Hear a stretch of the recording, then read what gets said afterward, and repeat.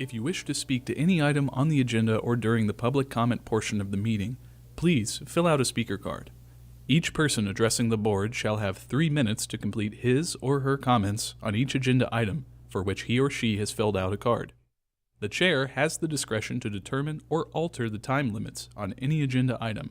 The Board of County Commissioners requests that speakers appearing under the public comment section of the agenda limit their comments or presentations to matters relating to county business that are within the board's control, authority, and jurisdiction. Good afternoon and welcome to the May 7th County Commission meeting. We welcome all of you. Donnie Legg, are you here? If you'd come on up, please, and lead us in your invocation, would appreciate it, sir. Thank you. Let's pray. Father, we're so humbled and thankful for a brand new day that you have blessed us with. And Father, we know that you tell us to rejoice and be glad in it, and we have every right to be. When we see how good you are to us, you put us in a country, Father, that we do have freedom of speech. And Father, we have many freedoms that other countries don't, and we're grateful for that.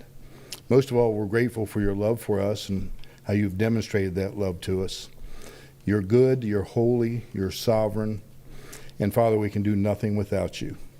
You're the giver of life, and Father, you are the one who sustains it with every breath we take, and we are humbled by that. And Father, we're coming before you because not only that we recognize who you are and that we're before your throne right now, but you tell us to bring all of our care before you because you care for us. And Father, I lift up our county commissioners and tonight. They're before me, and Father, they have burdens of their own. They have their own crosses they carry, and yet they do have the burden of our county and the people they represent. And so, Father, what a burdensome job at times. And so, Father, may we as a people come alongside of them, encourage them, pray for them.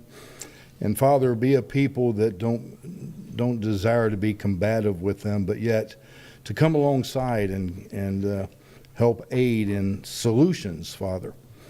And we'll give you the praise for the way you lead us in that. May this meeting tonight be conducted in such a way that it's evident that your presence is with us. And then, Father, again, we are so grateful being reminded of Memorial Day this month, of people who have given their lives that we might gather in a room like this and work out things in our county. And Father, we're mindful of that. And so, Father, again, thank you for all that you have done, the leaders you have given us, Father, and their desire to represent people morally and justly, and we're grateful for that. So, Father, as the meeting begins, may you have your will and your way as we submit it to you. In Jesus' name, amen. Thank you. Commissioner Goodson, would you lead us in the pledge, please?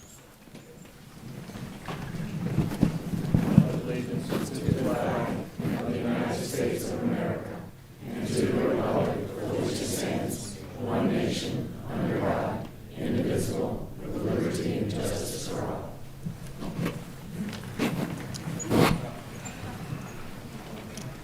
Okay. Do I hear a motion to approve the minutes of the last meeting, please? Is there a second? Second. All in favor signify by saying aye. Aye. All opposed, nay. Motion carries. We have a couple resolutions tonight, and the first one is going to be the resolution acknowledging Family Abduction Awareness, District 5. That would be me. And my dear friend, Commissioner Goodson, said he only wished that I would be abducted. But I think he was kidding, but I'm not sure. But anyway, let me read this out, and we'll get to go from there. Resolution, whereas family abduction is a devastating and traumatic experience that affects countless families across the nation, often resulting in emotional distress and long-term consequences for both the abducted child and their loved one. Whereas May 25th is National Missing Children Awareness Day, and the month provides an excellent opportunity to demonstrate support for national efforts to reduce the threat of family abductions, reunite the children who are missing with their families, and honor all those who are working by the cause. Whereas every 40 seconds a child goes missing or is abducted in the United States, And statistically, 90% of all the missing children get taken by their parents or another family member. And whereas a family abduction occurs when a child is taken, wrongfully retained or concealed by a parent or other family member, depriving another individual of their rights of custody. Whereas the family abduction is often an act of frustration by the perpetrator, was left behind, the parent, the legal system, or his her own situation in life. Whereas a family abduction has distinctive characteristics, including emotional, psychologically trauma to the child and left behind family. And whereas Brevard County strives to remain vigilant and informed about the dangers that face children within our community and understand that it's critical to recognize the family abduction is a serious crime, not only a civil matter, in all 50 states. Now, therefore, be it resolved that the Board of County Commissioners named Brevard County, Florida, does hereby proclaim May 25th, 2024 as Family Abduction Day and encourages communities to educate residents about the prevalence, risk, and consequences of family abduction. Do we have anybody here from the thing? Okay. Do I have a motion to approve this, please? I'll make a motion. There's a motion to approve by Commissioner Feltner, I'll second. and there's a second by Commissioner Pritchett. Any discussion? All in favor signify by saying aye. Aye. All opposed, nay. The motion there covers. We'll just hold the plaque. Maybe somebody's caught in traffic or something of that nature. Okay, now let's move on to the next resolution. And that is a resolution acknowledging the second week in May as Lung Cancer Action Week. And this is a resolution. Is there anybody from that organization here? And who would that be? Okay, Deborah, come on up here for a second, sit in the front row if you would. Thank you so much. Whereas the American Lung Association celebrates 120 years of impact in 2024 in Brevard County, whereas about every 2 minutes a person in the United States is diagnosed with lung cancer, whereas lung cancer is a leading cause of cancer death, and whereas lung cancer screening saves lives and advocacy and increased awareness will result in more high-risk individuals getting screened, whereas public support for research funding will result in new treatments and better methods of early detection, whereas Lung Force is a national initiative led by American Lung Association to defeat lung cancer. Now, therefore, be it resolved that the Board of County Commissioners, Brevard County, Florida, hereby designate the second week of May as Lung Cancer Week. Done, ordered, and adopted this 7th day of May, 2024. Is there a motion to approve? I'll make a motion to approve. There's a motion by Commissioner Feltner. Second. Seconded by Commissioner Goodson. All in favor signify by saying aye. Aye. All opposed, nay. The motion carries. Deborah, would you like to come up and say a few words? Thank you so much. Thank you very much. My name is Deborah Smith. I've lived in Brevard County over 30 years, and Commissioner Feltner lives in my neighborhood. Once again, my name is Deborah Smith, and 6 years ago, I was diagnosed with stage 4 EGFR lung cancer. Complete shock to my system. I was a pretty healthy person. Didn't see that one coming, and I've never smoked a day in my life. So my husband and I do a lot of volunteer work and advocacy for American Lung Association because of that. My kind of lung cancer is treatable but not curable. So my goal with these proclamations is to get the word out about lung cancer so that it raises awareness and at some point lung cancer could be treatable and curable. Okay? Every 2 minutes and 14 seconds, someone in the United States is diagnosed with lung cancer. I had no idea it was that prominent. Lung cancer is the leading cause of cancer deaths among men and women in the United States. 20% of them are non-smokers, just like myself. Okay. According to the American Lung Association, the survival rate used to be 5 years ago 13%. It is now up to 22% in the last 5 years. That gives me a lot of hope, and that's important at this point. If you have lungs, you can have lung cancer. Okay. Lung cancer research has made huge, incredible strides in the last 10 years, but more is necessary. Basically, if you can't breathe, nothing else matters. Thank you. Thank you very much, Deborah. We got a picture here that we can take? Not here?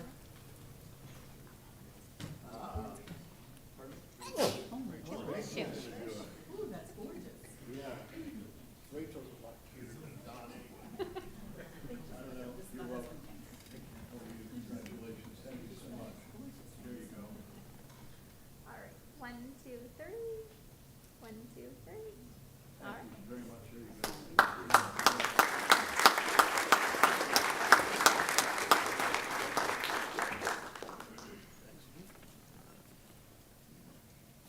believe this one's yours, Commissioner Feltner.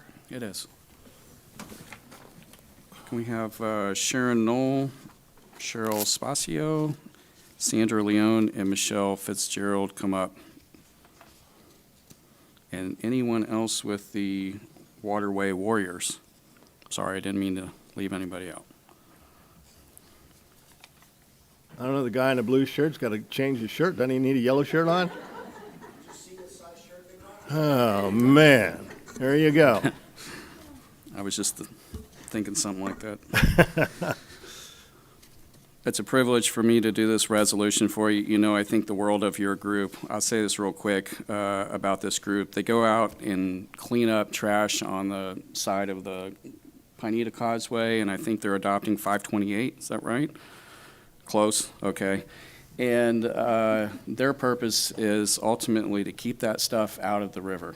And I think it's a worthwhile cause. I went out there with them one day, kind of unplanned, and I think they're an amazing group. So I'll read your resolution, and then we'll pass it, and then you'll be invited to speak.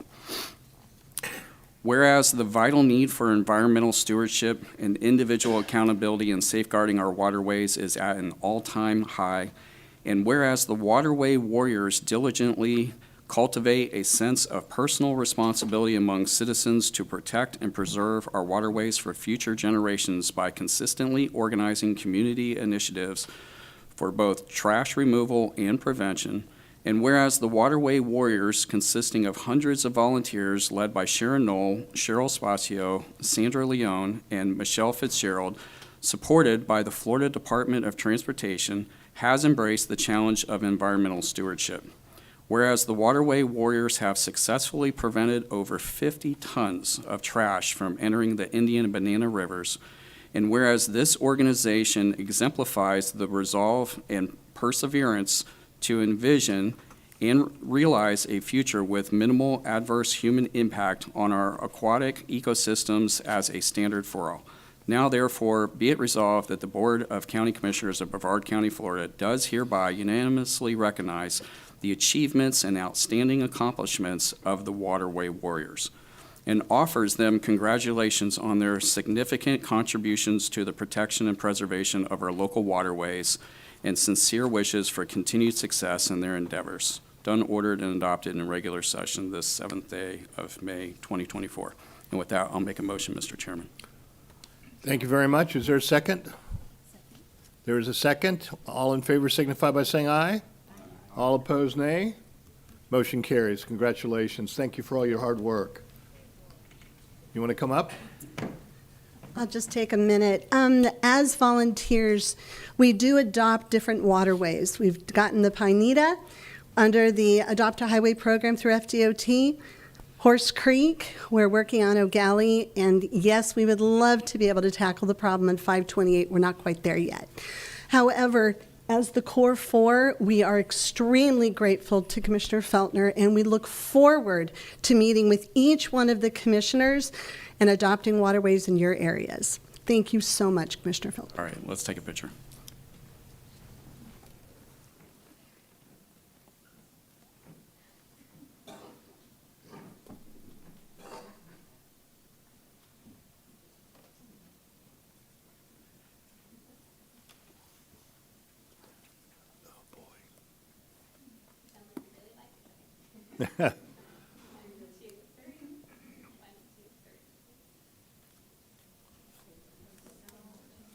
Thank you so much.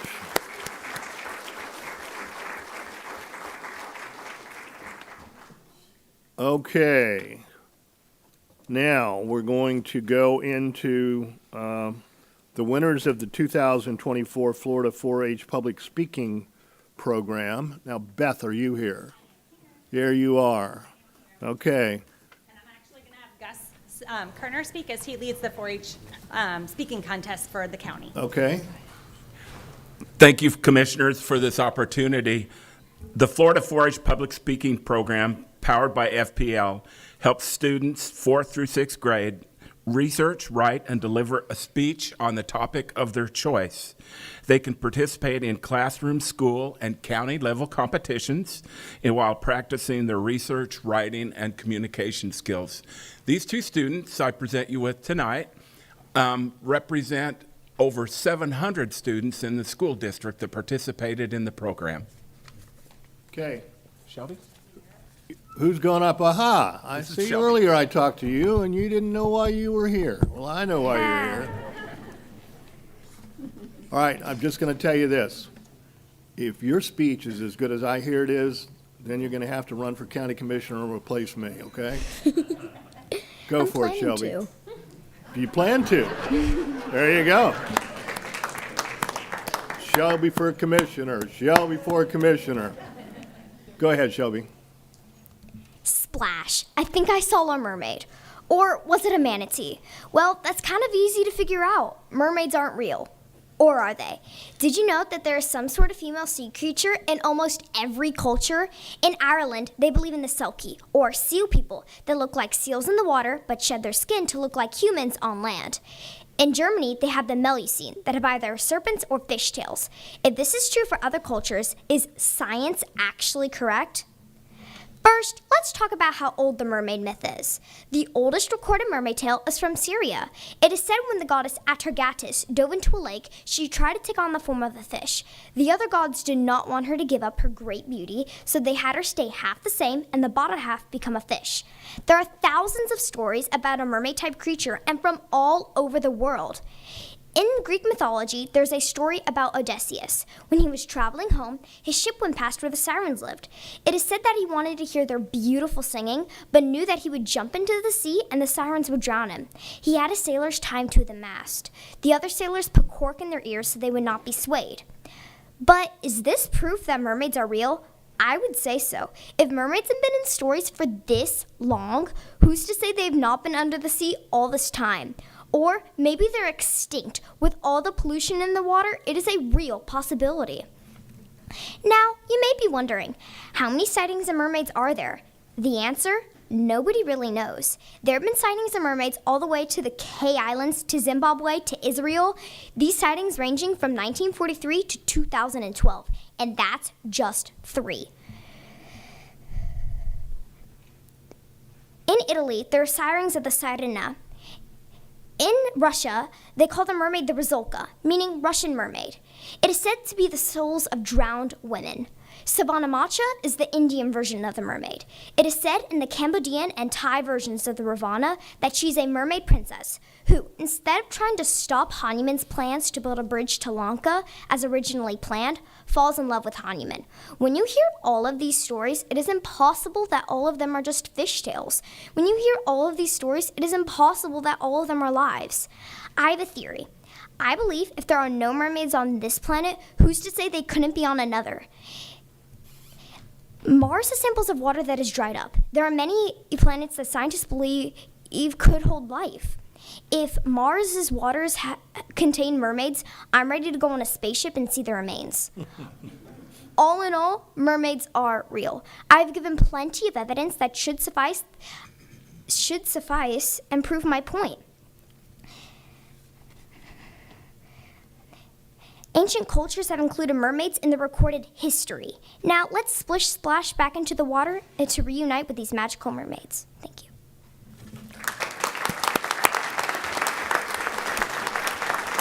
All right, Shelby, I'm getting up. This is your seat. Okay, I'm done. I'll give you your first campaign contribution. Our next speaker is Isabel. Coincidentally, both of these students are from R.L. Stevenson Elementary. Welcome, Isabel. Teachers, a priceless part of our everyday lives, and a good majority of the time, we take them for granted. Teachers teach us almost every basic skill and shape us as children, and yet put up with so much. I mean, think about it. Annoying kids that talk all day and disrespect them, work that isn't turned in, and endless papers to grade.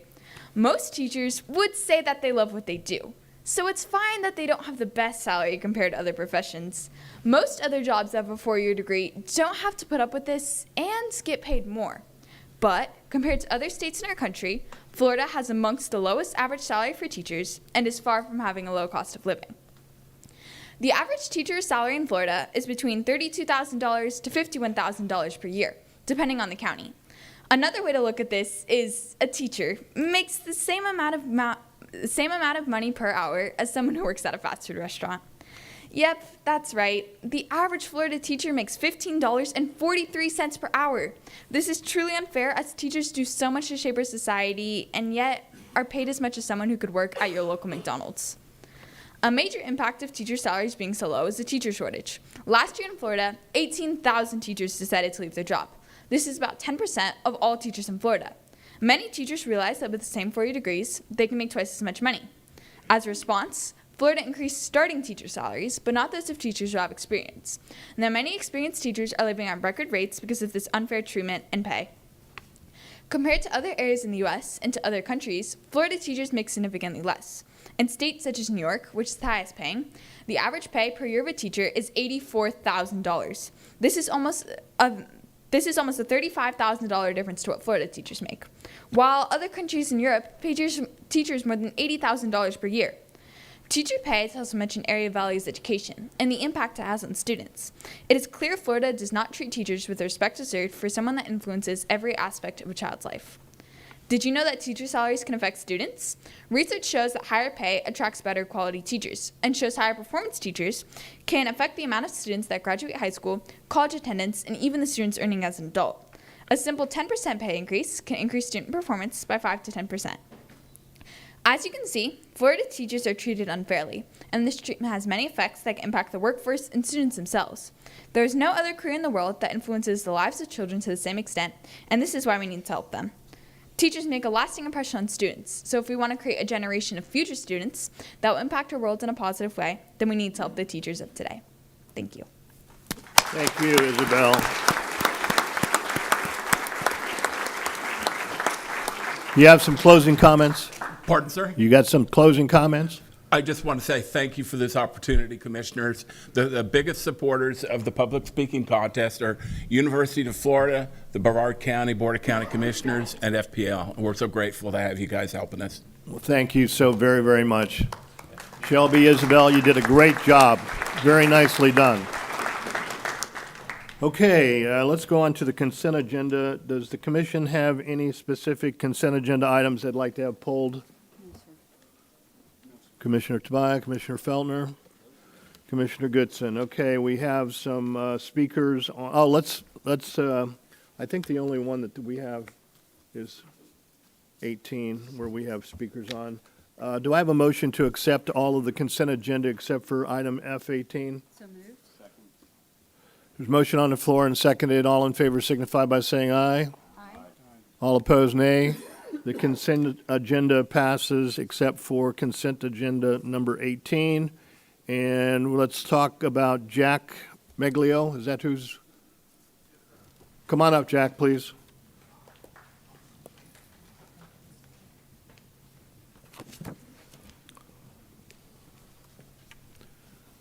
Good evening, Commissioners. Thank you for considering an executive session to discuss the wages of your Brevard County firefighters.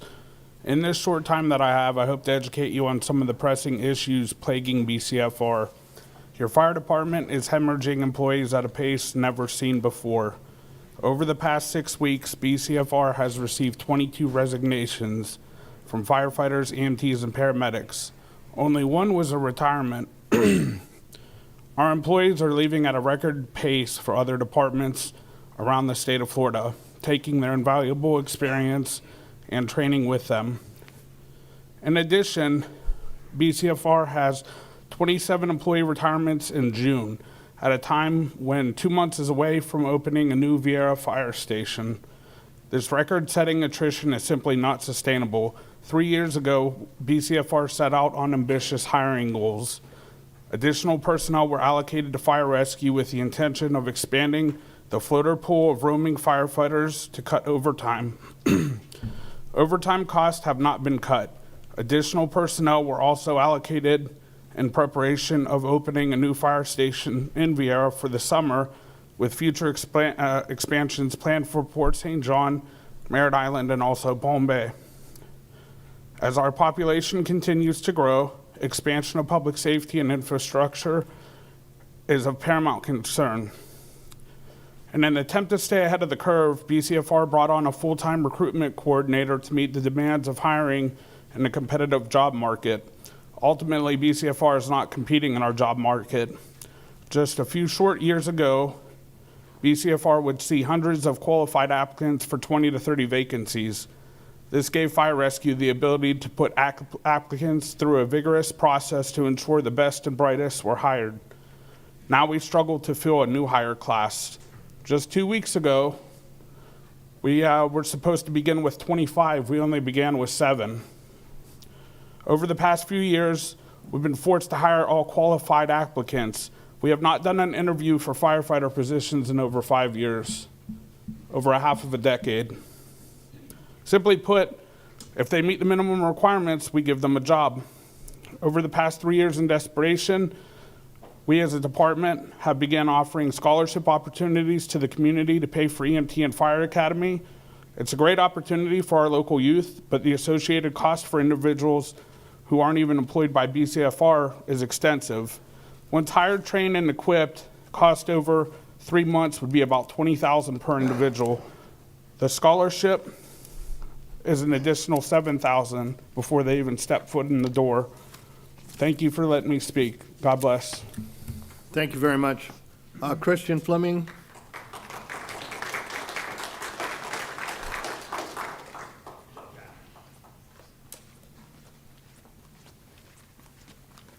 I assume all of you in yellow are with our fire departments, is that Yes, correct? sir. I am actually a See how smart I am? You are wonderfully smart. Goodness Thank you guys gracious. for having us at this meeting. My name is Christina Fleming. I am a retired firefighter, but I come to you as a member of the public because I'm a tax-paying member. I just want to let you guys know our starting firefighters, just basic, they get $41,089. After you go through just the basic of basic gross Medicare, Social Security tax, your vision, your dental, your medical, your 3% that we have to pay into the FRS, you have your FPL, your rent. All of these numbers go through. The basic, best case scenario is the firefighter EMT gets to bring home, single firefighter EMT gets to bring home $380.46 to pay for food for the month. Worst case scenario is $180.46. Now, mind you, that is a single firefighter. If he has a family, it is negative $44.58 that he can bring home to his family for food. That's with everything covered that they need. So what I'm saying is we've just lost 37 people since January, 37. That is a lot of people, and 37 counts one that came today. So what I'm asking you guys is, take that into consideration when you're having an executive session, when you're discussing things with the county manager and also Mark Sugarman, the lawyer that you had to hire for this. Also, Mr. Tabaya and Mrs. Pritchett, you guys are out soon, but you are still working until November. Don't kick this can to the next commissioners. Please stand up. And we voted for you guys, so do what we voted for you guys. Mr. Tabaya, I'm in your area, so that's what I voted for you. I voted for you to be my voice. So I'm asking you, please do not kick this can to the next commissioners. Thank you very much for all of your time. Thank you.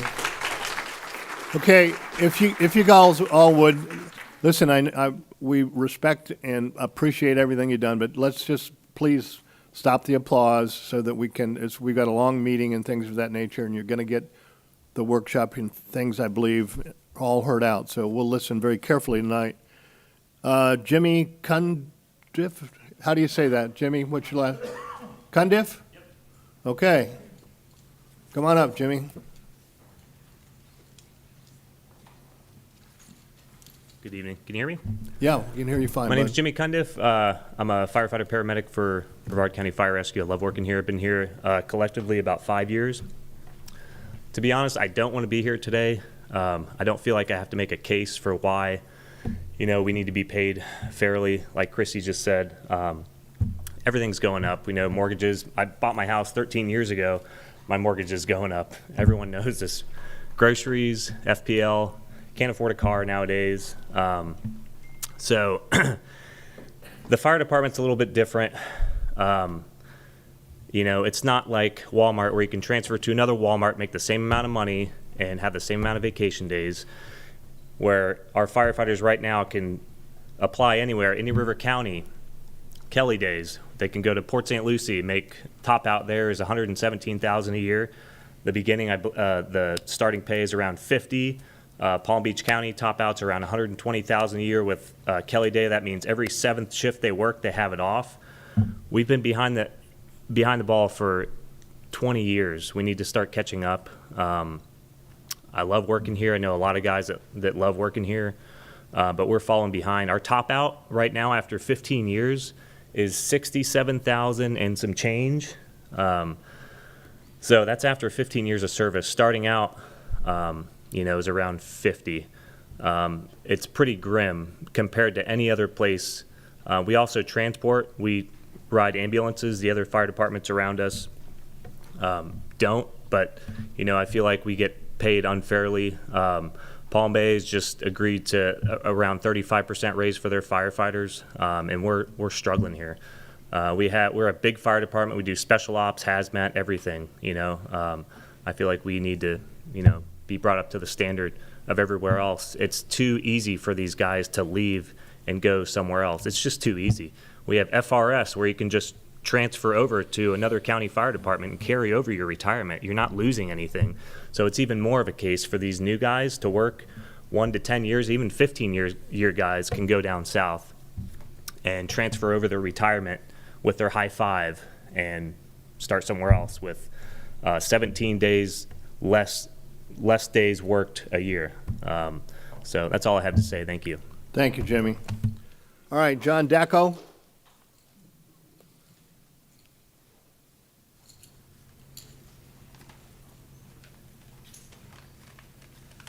Good evening. Hey, John, how are you? Good, how you doing? Good evening, esteemed commissioners. My name is John Dacko. I'm coming up on 18 years of dedicated service to BCFR. This will be my 5th contract negotiation that I've been witness during my tenure. I appreciate the opportunity to address you regarding a matter of utmost importance. It's wages, retention, recruitment, and the welfare of our Brevard County firefighters. In the last 6 weeks, our fire department has experienced an alarming exodus of talent. 23 dedicated firefighters, EMTs, and paramedics have resigned, with only one of those being of retirement. Additionally, we have faced the impending retirement of 27 more employees that is starting as early as June. This unprecedented attrition threatens the stability and effectiveness of our department, particularly as we approach the opening of a crucial new Vieira fire station. Despite ambitious hiring initiatives and recruiting efforts, we find ourselves struggling to maintain adequate staffing levels. These hiring goals were developed by the current BCFR administration and approved by the BOCC. The idea was to increase the floater pool so overtime costs could be mitigated. However, overtime costs have not been mitigated. It has increased to the extent that some of our firefighters, EMTs, and paramedics have been given mandatory overtime twice in the past 45 days. Where once we had a surplus of qualified applicants, we struggle to fill new hire classes.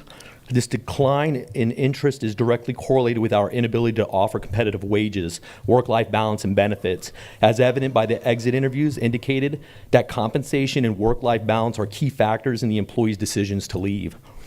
These exit interviews can be made readily available.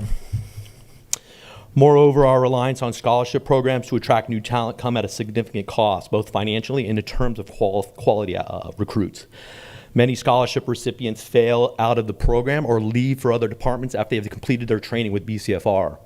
The training costs over $20,000 to $30,000 per recruit, leaving us with little return on our investment. Advertising a competitive wage package would surely bring back applicants we are sorely losing to departments around us. In the last 6 weeks, again, our fire department has experienced an alarming exodus of talent. 23 firefighters that are dedicated to this job have left for surrounding agencies. To address these pressing issues and ensure the safety and well-being of our residents and visitors, I urge you to prioritize discussions on competitive wages, work-life balance, and benefits for our firefighters during your upcoming executive session. The residents of Brevard County deserve nothing less than a highly skilled and dedicated public safety workforce, and our firefighters deserve compensation that reflects the industry standard. Thank you for your attention to this matter. Thank you very much, John. All right, Paige Sassman.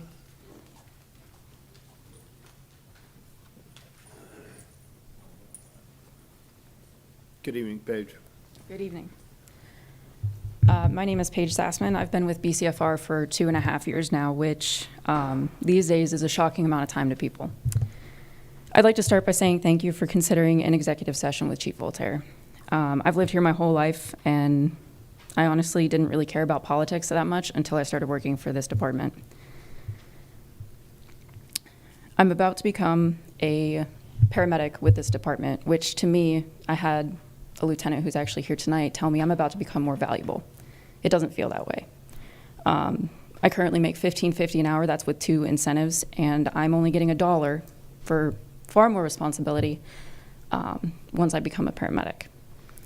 As a solo paramedic, I will be making about $2 more an hour, which again, a lot more responsibility, which other departments around here, as you've been told already, I can go make easy $20 an hour, if not more.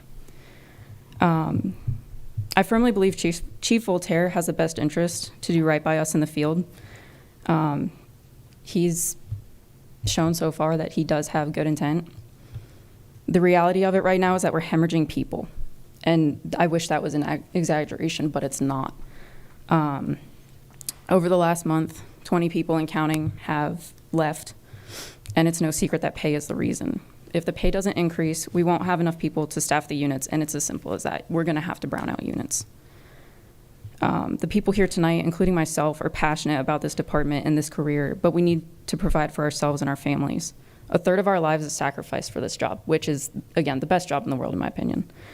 But because of the lack of pay, we are now having to sacrifice 2/3 or more of our time, if we can, working overtime to just afford bare necessities.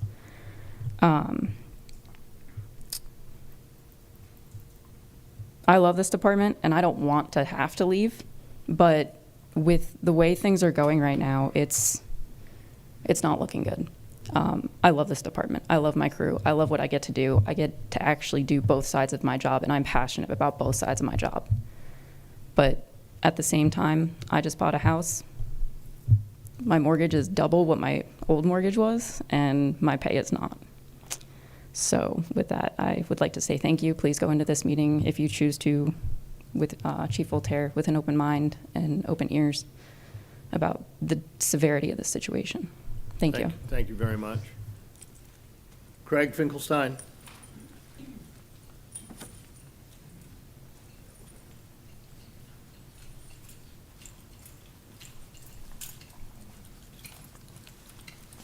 Good evening, Craig. Good evening, Commissioners. My name is Craig Finkelstein.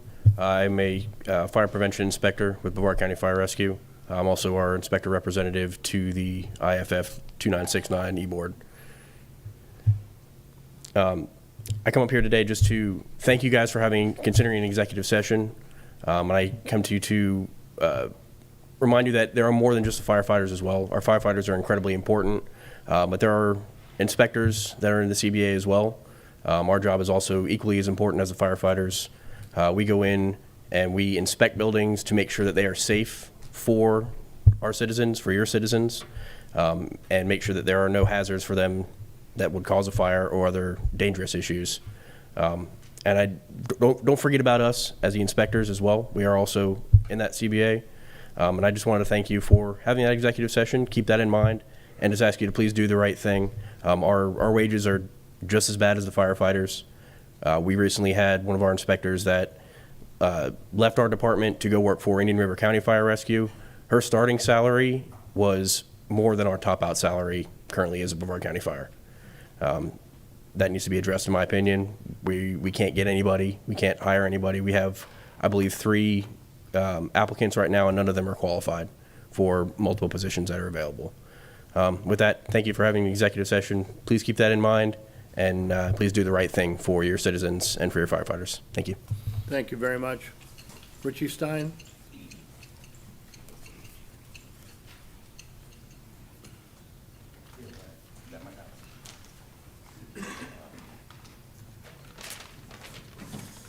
Hello, Commissioners. My name is Richie Stein. I'm a lieutenant with Fire Rescue. I've been employed here for 14 years. First, I would like to say thank you for taking a vested interest in your fire department, the ongoing issues, and seeking an executive session.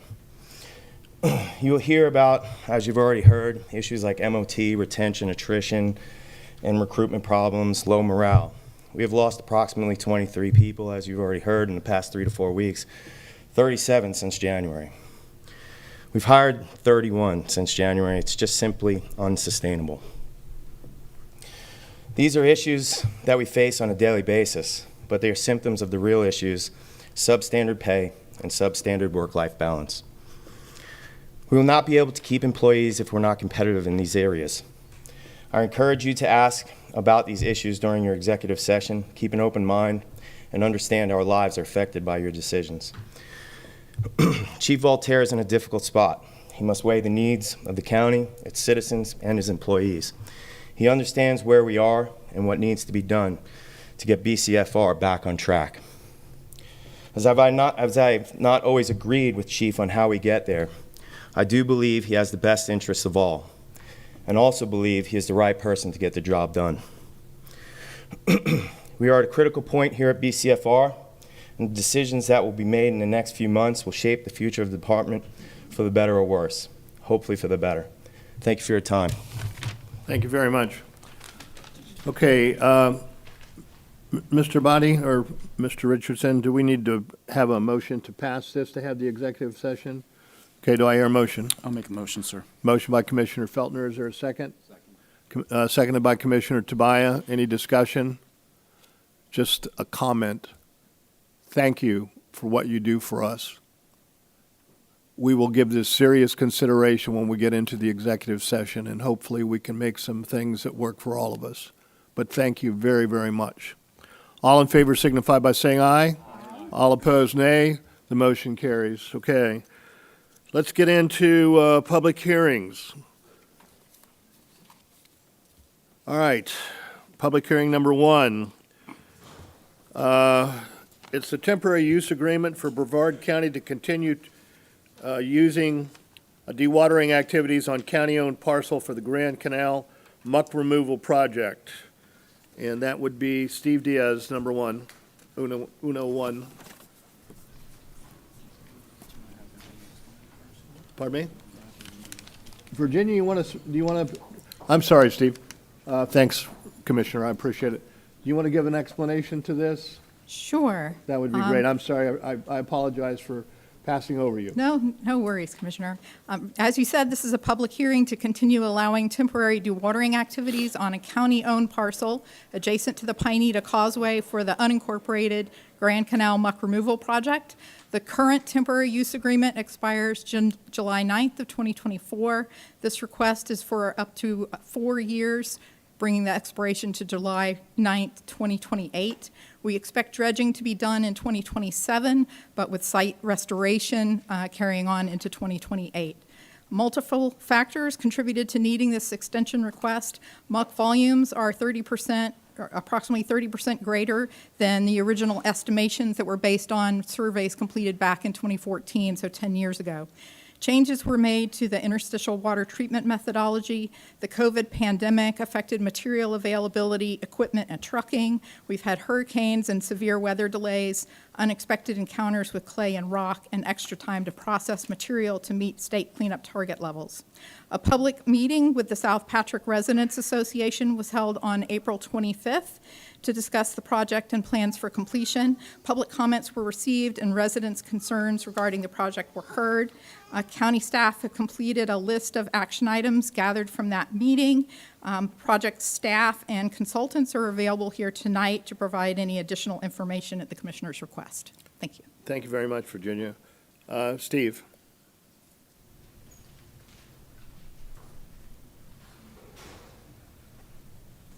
I don't know if I can put this up here somewhere, but I just want to show you how close I live to the demucking. Let me get there. There we go. That works. Can I hand these off to you guys? I had some presentation stuff. Sure. My name is Steve Diaz. I live, as you can see, about 225 feet from the demucking site. So basically, I just want to let you know first, starting off in the packets there's 21 other residents that have signed a petition to either stop the demucking project and not to extend it, or to find another DMA site to try to figure out what else to do with that demucking. My main concern is my family and my residents. We smelled a significant rotten egg smell on a consistent basis. From all my research that I've done, it seems to be most likely related to hydrogen sulfide or H2S. I asked the county a couple of weeks ago when they had the community meeting to do a air quality test, and why hasn't it been done in the 4 years that they've been working on the project, and they admitted that they had not done anything for air quality, which kind of goes against the U.S. Army Corps of Engineers, the EPA, and the Dredging Association's policies, where it's stating that they should be monitoring air quality as well as the human health impact that it could create. My family's suffering from nosebleeds, nausea, headaches, and loss of appetites at times, where they've never suffered that before, moving to the area. I know they think that they might have done an air test the last week or two, but you can see in the last page of my presentation shows that the air direction was away from our properties, so that does play a part. And also, I just want to see if, go on the record to the county, if they are going to continue this, that they can give us some type of guarantee on the record that this is not a possible health hazard to us or to the community. Thank you.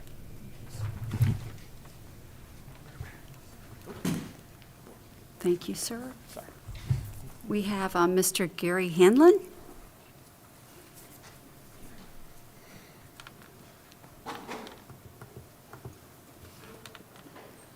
Good afternoon, Commissioners. My name is Gary Hanlon. My address is 452 Thrush Drive. I'm just around the corner from the Muck area, and there are several residents around me and the gentleman that just spoke from Tortoise Island. I understand that there's some difficulties involved. I think that Brevard Natural Resources has done a commendable job in trying to facilitate this cleanup. It's a super big project. As I mentioned to Commissioner Faulkner when I introduced myself, I was on the Marine Advisory Board for several years, approximately 11 years, quite a few years ago. And if you would have asked me then if we could appropriate the money to clean up our canals, I would have said I didn't think we'd ever be able to do it. But I know the people at Natural Resources, through their grant writing and everything else that they've done, have done a commendable job. And I look forward to them addressing the concerns of the community, which they did do in the April 25th meeting. I think that with a little effort on your part and the Natural Resources, we're going to maybe see some mermaids in the Grand Canal one of these days. Thanks an awful lot, and have a nice evening. Thank you very much. Jeremy Kendall.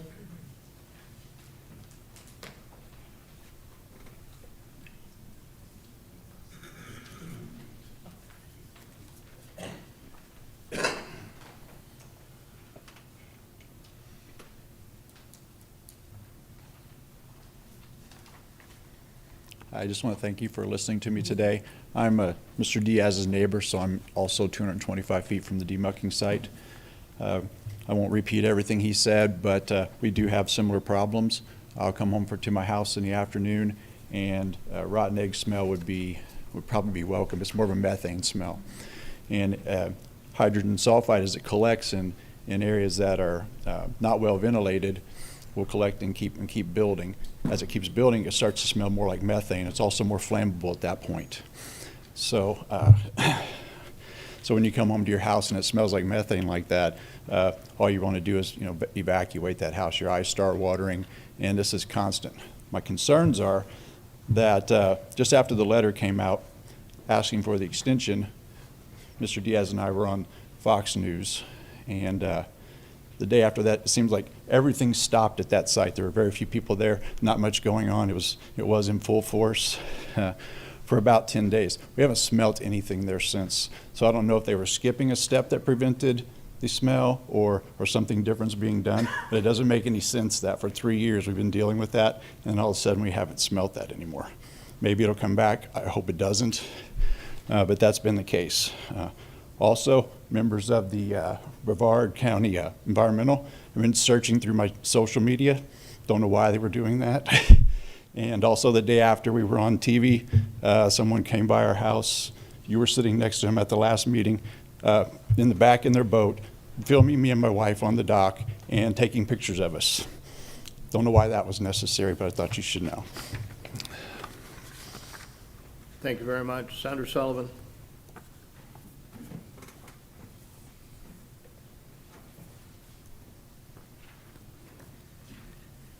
Sandra Sullivan. So one of my concerns with the Grand Canal project is the PFAS contamination. So the EPA came out with a study in September of air inhalation risk, but we have no VOC monitoring happening for PFAS contamination, even though the base is the third highest contaminated base in the country. You think we would be doing more to protect our residents' health and safety? The second concern I have is that this project was supposed to be done in 2023, completed. Last time I checked, we're 2024, and they're talking about not being done until 2027. Well, you know what? If I do third grade math and I take 4 years over 68% complete, which is where we were at the start of this year, and I extrapolate with a little ratio, it comes out with 5.88 years for 100%. Well, that would put you at 2025, not 2027. I did records requests, and I find out where there's emails saying the Satellite Beach project is going to start in the 2026, which would correspond to our project ending in 2025. So I called DEP, and DEP tells me, yeah, the Satellite Beach project is going to be using the Pineda DMAA site. So then I talked to Vinny Toronto with the Sorrel the other day, and he tells me that he called Amanda Peck at DEP, and she told him the county hasn't made up their mind yet. So here's a very simple suggestion that you can do today for the TUA, and you can just add in a clause with your motion, add in a clause, Commissioner District 4, add in a clause that says we will only use this site for the Grand Canal project as for the delineation of area that it is now. Because we've got emails, we've got, here's from the permit saying Satellite Beach project's going to be done in 2028. Guess what? The O'Galley project using the BV52 site, it doesn't end until 2027. So how can they be finished in 2028 when they would be starting in 2028? And then you've got Satellite Beach on social media bragging that they're using the Pineda DMAA site. And then here's my email confirming with DEP that that's the site they're using. And then you look at the permit. I got a copy of the permit.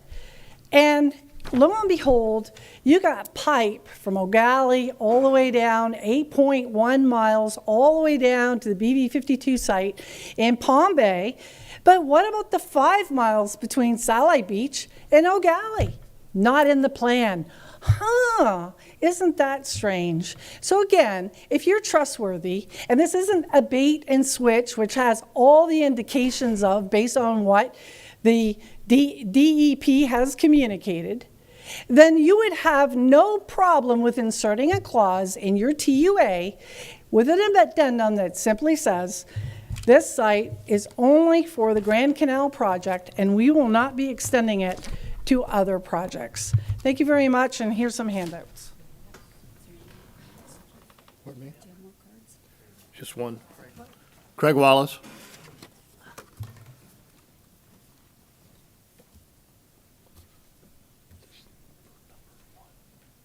Good evening, Commissioners.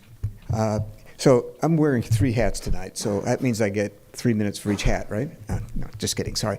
The first hat is as a homeowner in Tortoise Island, Satellite Beach, on the Grand Canal.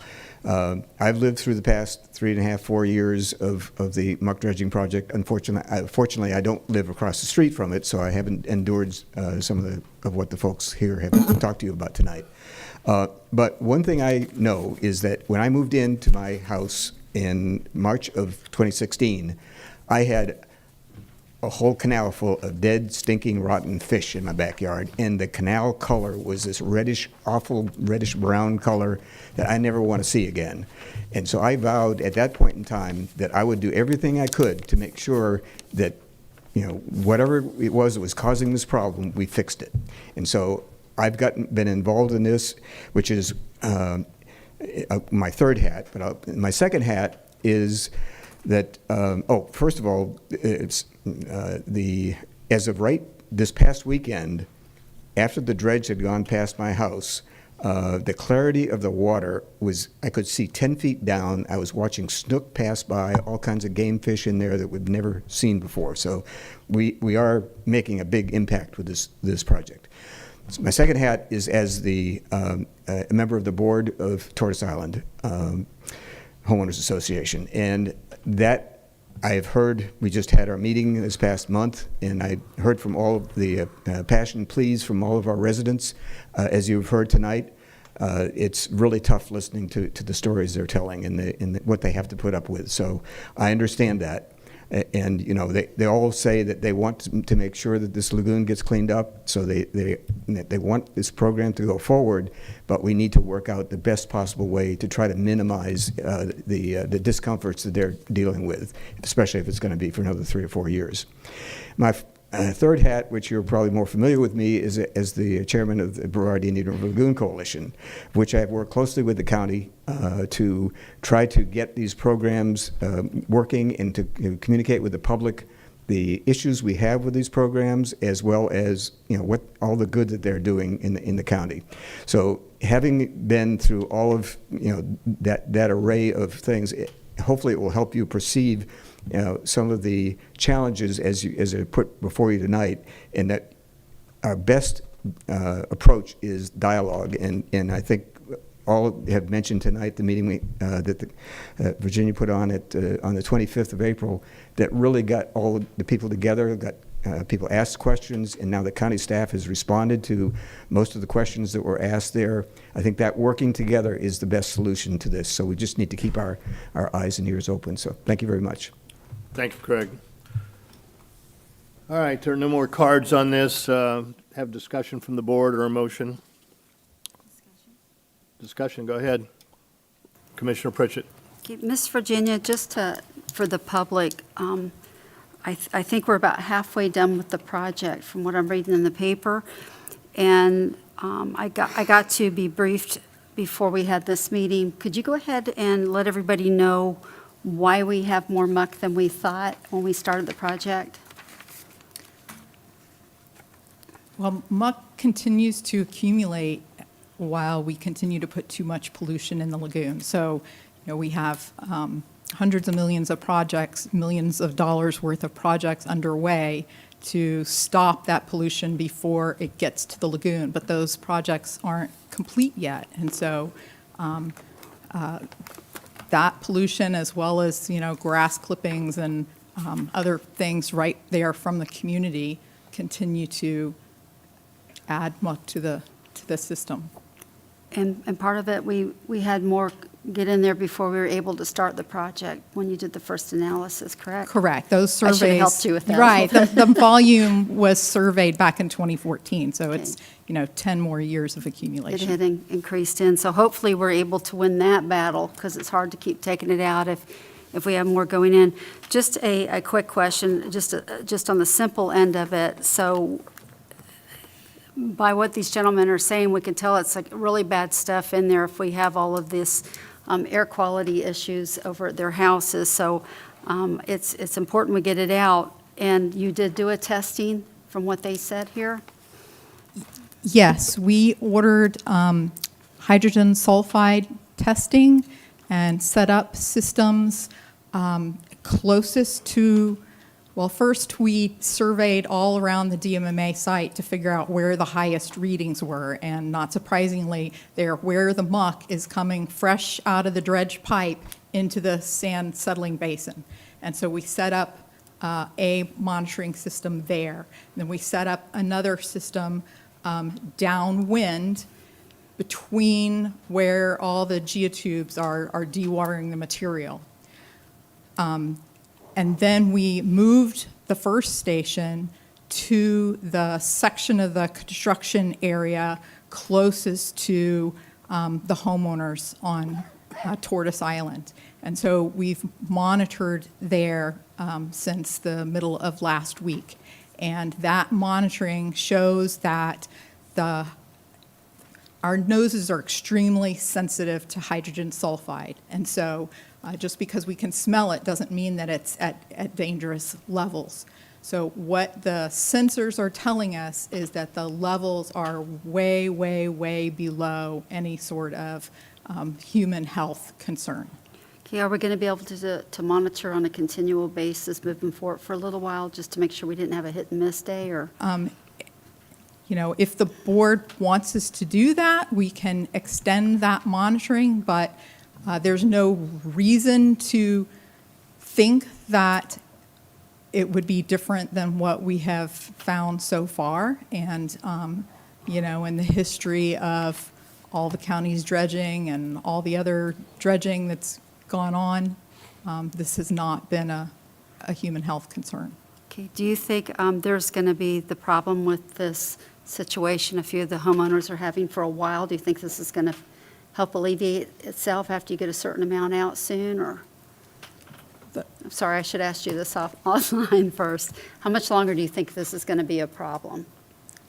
The smell? Yeah. It will, as long as we are dredging fresh muck out of the lagoon, there's a potential for smell. Gotcha. Okay, so I'm hoping then with communication, we'll be able to keep monitoring it as we need to. So, but thank you so much for all of your work, and guys, thank you for bringing it all to our attention. Commissioner? Commissioner, yeah, yes. Sorry, may I just add that the temporary use agreement that's in your packet, it specifies that the purpose is to continue to fulfill the county's obligation to conduct muck dredging along the unincorporated segment of the Grand Canal system. And then it also says that the agreement shall expire on the date the project is deemed complete. Thank you. Commissioner Fellner. I think you kind of answered the main one there, Virginia, that the cities of Satellite Beach and Indian Harbor will have separate contracts to go south, right? Correct. Okay. They do not have permission from you, as the controllers of that property, to use the county's DMMA. Their permits specify that they will use the Florida Inland Navigation District BV 52 site in Palm Bay. Right, understood. Certainly sympathetic to homeowners' concerns. You said the board, if gave you direction, you'd be able to continue the monitoring of the sulfide gas. What additional cost or burden would that add to the project? I believe the cost of the monitoring that we've done so far is around $14,000 or $15,000. To continue that for the month would bring us to around $33,000. Thank you. Sign language from the back of the room. Okay, but that's something also too that we could possibly discuss further at the next county commission meeting. Well, the equipment will go back before the next meeting, and we would have a new rental. It's cheaper to keep the current equipment than to send it back and order it again. Okay, so as part of, I'll tell you, I'm going to make a motion to continue the project. I would like to add in the monitoring for the remainder of the month. So, Okay, there's a motion on the floor by Commissioner Feltner to adopt the mucking facility as long as it's monitored for the end of the month, and it's been seconded by Commissioner Pritchett. Is there any more discussion? Hearing no discussion, all in favor signify by saying aye. Aye. All opposed, nay. Okay, the motion carries. All right. Let's move on. We're getting into I-1, which is, Peter, are you here? Mr. Chair, would you consider a 5-minute break? I would. All right. Let's take a 5-minute break. We'll be right back. Thank you.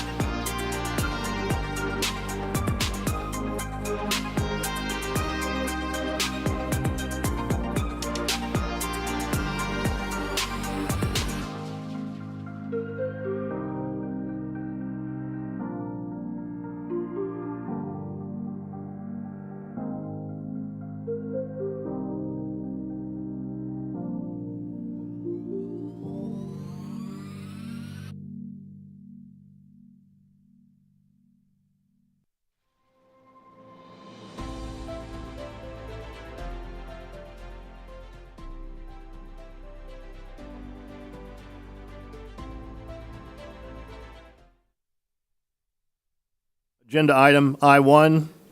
And Peter, would you like to lead us into that, please? Yes, sir, Mr. Chair. This is item coming from the TDC. It's a request from the City of Cocoa for a $5 million reimbursable capital facilities grant for a Brightline station in Cocoa, Florida.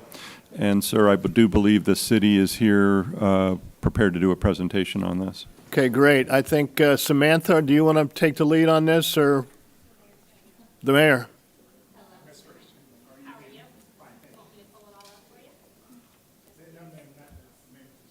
All right. You're going to get this party started. Okay. She said yes.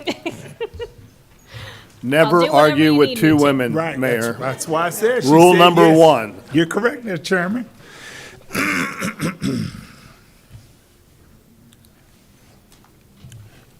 Good evening, County Commissioners, County Manager, and Attorney. I, Michael Blake, is here to say all roads lead through Cocoa. Automobiles, airplanes, and now even Brightline trains, I'm happy to say.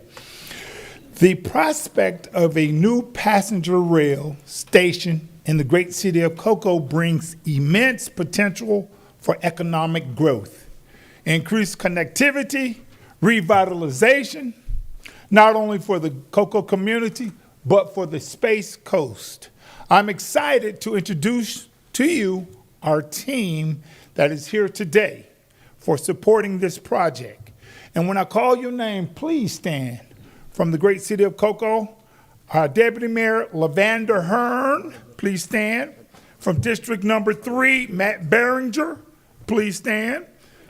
From District Number 1, Alex Goings, please stand. Stockton Whitten, our City Manager, please stand. The effervescent Mrs. Samantha Singer, the Director of the Cocoa Communications and Economic Development, and members of our various board members, please stand and be recognized. Please join us, because there's power in numbers. Also from the Brightline executives, Ben Porritt, SVP and Corporate Affairs, Esquire Kendall Moore, and needless to say, but also very industrious, the Space Coast Transportation and Planning Organization, Ms. Georgiana Gillette, the Executive Director. Please stand and be recognized, ma'am. Thank you. And also from HDR, Jeff Arms, who's in the audience too as well. Please stand. And now we will bring on Mrs. Singer to start this presentation.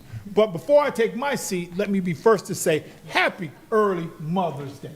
Thank you very much. It's always a good idea to take a 5-minute break before you turn the mic over to the mayor here. So, but we love him. We love him. Samantha, please go ahead.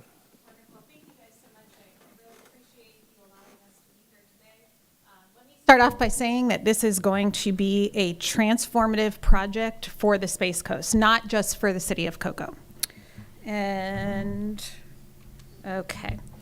So this, as you all know, the city of Cocoa is centrally located along the Brightline route. You can see along the map here. So we are centrally located along the Orlando-Miami route with easy access to everything that the Space Coast offers, including Port Canaveral, major international airports, major highways, and more. Cocoa also serves as a gateway to the many attractions in our area, and we'll talk a little bit more about those as well. This is a prime opportunity for development and growth surrounding the station, leading to increases in the tax base from tourism tax, sales tax, countywide property tax, and City of Cocoa property tax. The station will be situated on a portion of over 90 acres of land that is owned by either Brightline or the City of Cocoa, with parking which will be remaining publicly owned by the City of Cocoa. With easy access to Port Canaveral, Kennedy Space Center Visitors Complex, Brevard Zoo, and the Melbourne-Orlando International Airport. The Cocoa Station will design and layout is anticipated to be similar to the Boca Raton Station.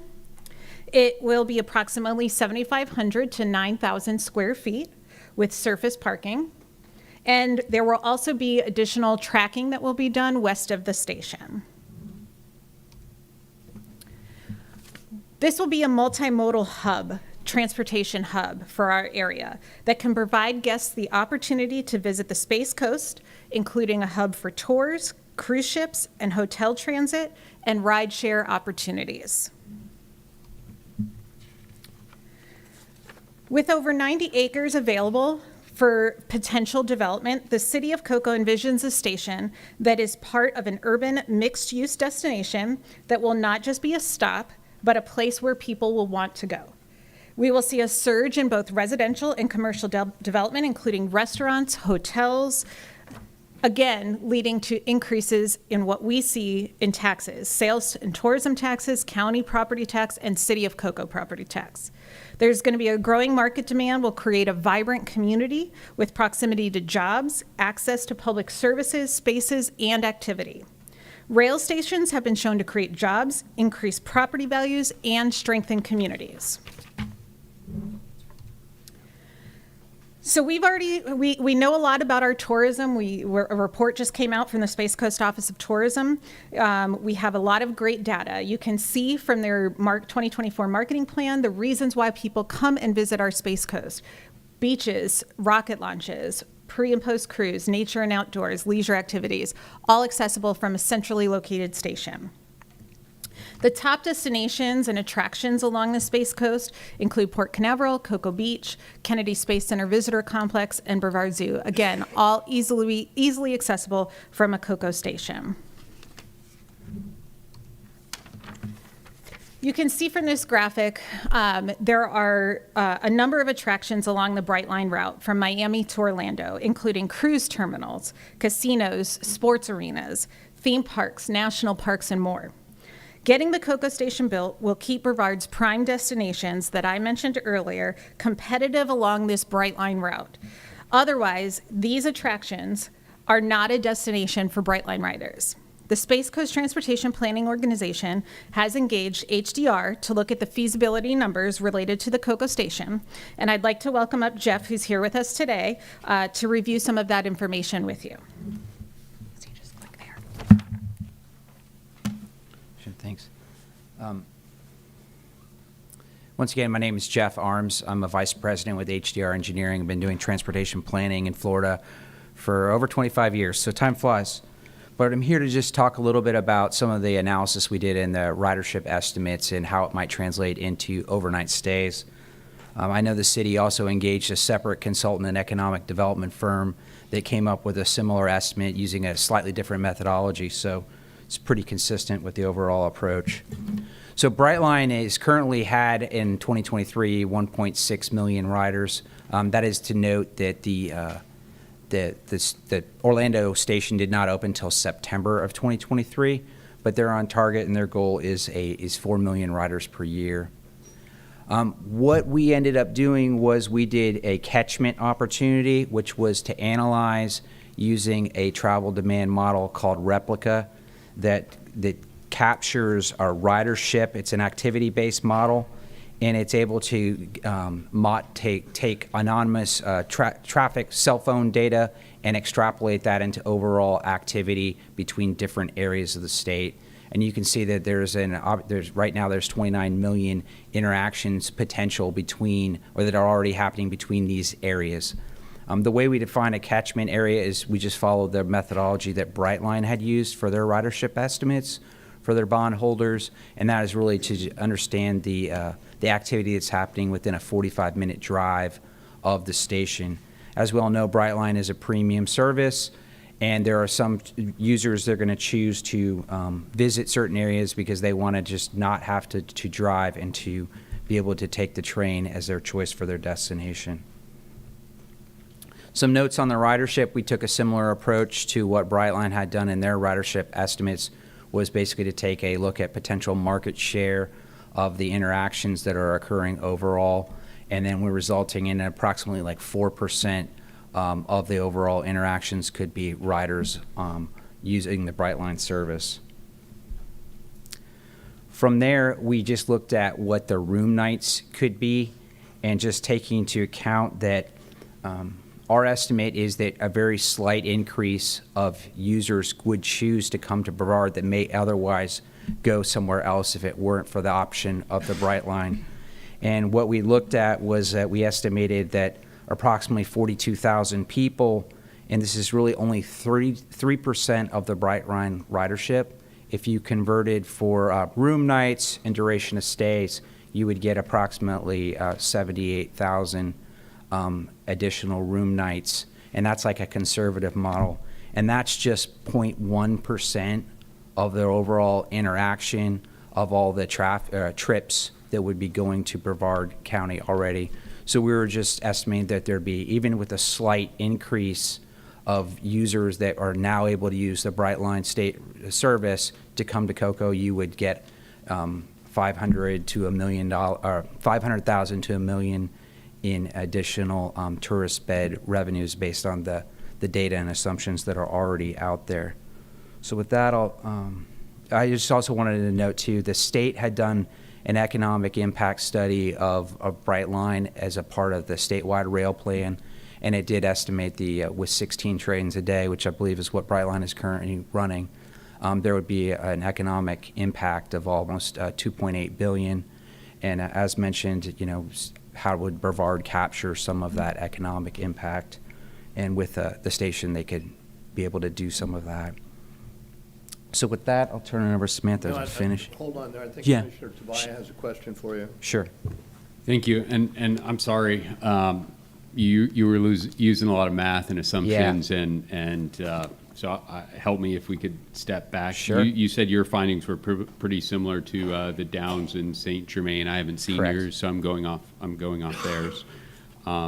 So some questions, because again, Sure. I've only seen this wonderful 6-page slide that someone paid an obscene amount of money for. They use estimates of 5% overnight visitors and 5% day trippers, 10 and 10, 15 and 15. Is you used a similar? We had a different methodology approach than what they had. Ours was based on the percent. I can go back. My question is, there are other stops along the way: West Palm Correct. Beach, Boca Raton, Fort Lauderdale, and Aventura. Mhm. Those probably would be, my guess, the best estimates for people that actually get off the train.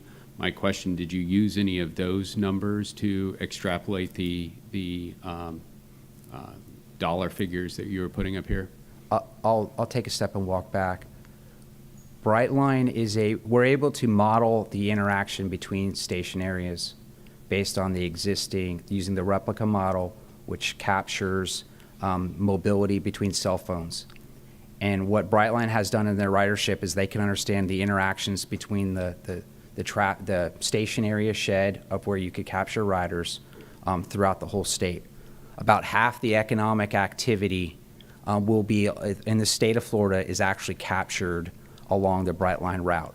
And what we did in our approach, which was different, was we looked at what the interaction was, as shown on the slide, of how many millions of trips. Yeah, but my question is just simple. My question is, how many people get off the train, right? At Cocoa? Well, that's an extrapolation off of other data. We Correct. have data points. There are other stops. Those other stops, again, are West Palm, Boca Raton, Correct. Fort Lauderdale, and Aventura, between the beginning and the end, right? So Yes. if we're going to make a conjecture, we've got a new station potentially coming up, right? Mm-hmm. We would look at the other 4 stations. I don't know, I don't do modeling, but I think that probably would be the first data point we look at. So my question to you is, how many people got off the train and spent one night or 2 nights at West Palm Beach, Boca Raton, Fort Lauderdale, or Aventura? I don't have specific numbers at my hand for each, but what I can say is the ridership for Brightline, believe last month was around 200,000 that they had achieved, like 200,000 in just that 1 month. Riders, our projection of the 4 million, our projections take into account all the stations being interactions in the future. I'm just saying that. I'm just trying to figure out how. I don't care about those other stations. I care about how many people are going to get off the train at Cocoa and then contribute to the base. We have other models to look at, right? And with other data points. Yeah. And You didn't look at any of those data points. Yeah. Our model was that we estimated that 1.2 million per year, based on following the same methodology that Brightline had used for their ridership estimates, would get off annually at the Cocoa station. But, okay, and that's not off of any of the other stops there, correct? You're just using a number that was given to you by Brightline? Is that? No.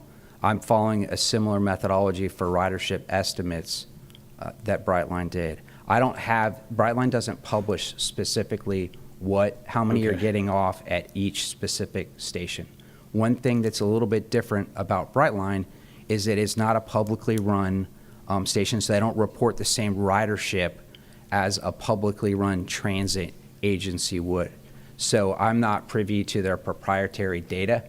What I can do is to follow good transportation planning practices of ridership forecasting, and that's what we did, which was following a similar forecast that they had published with their ridership reports that went into like their bond selling.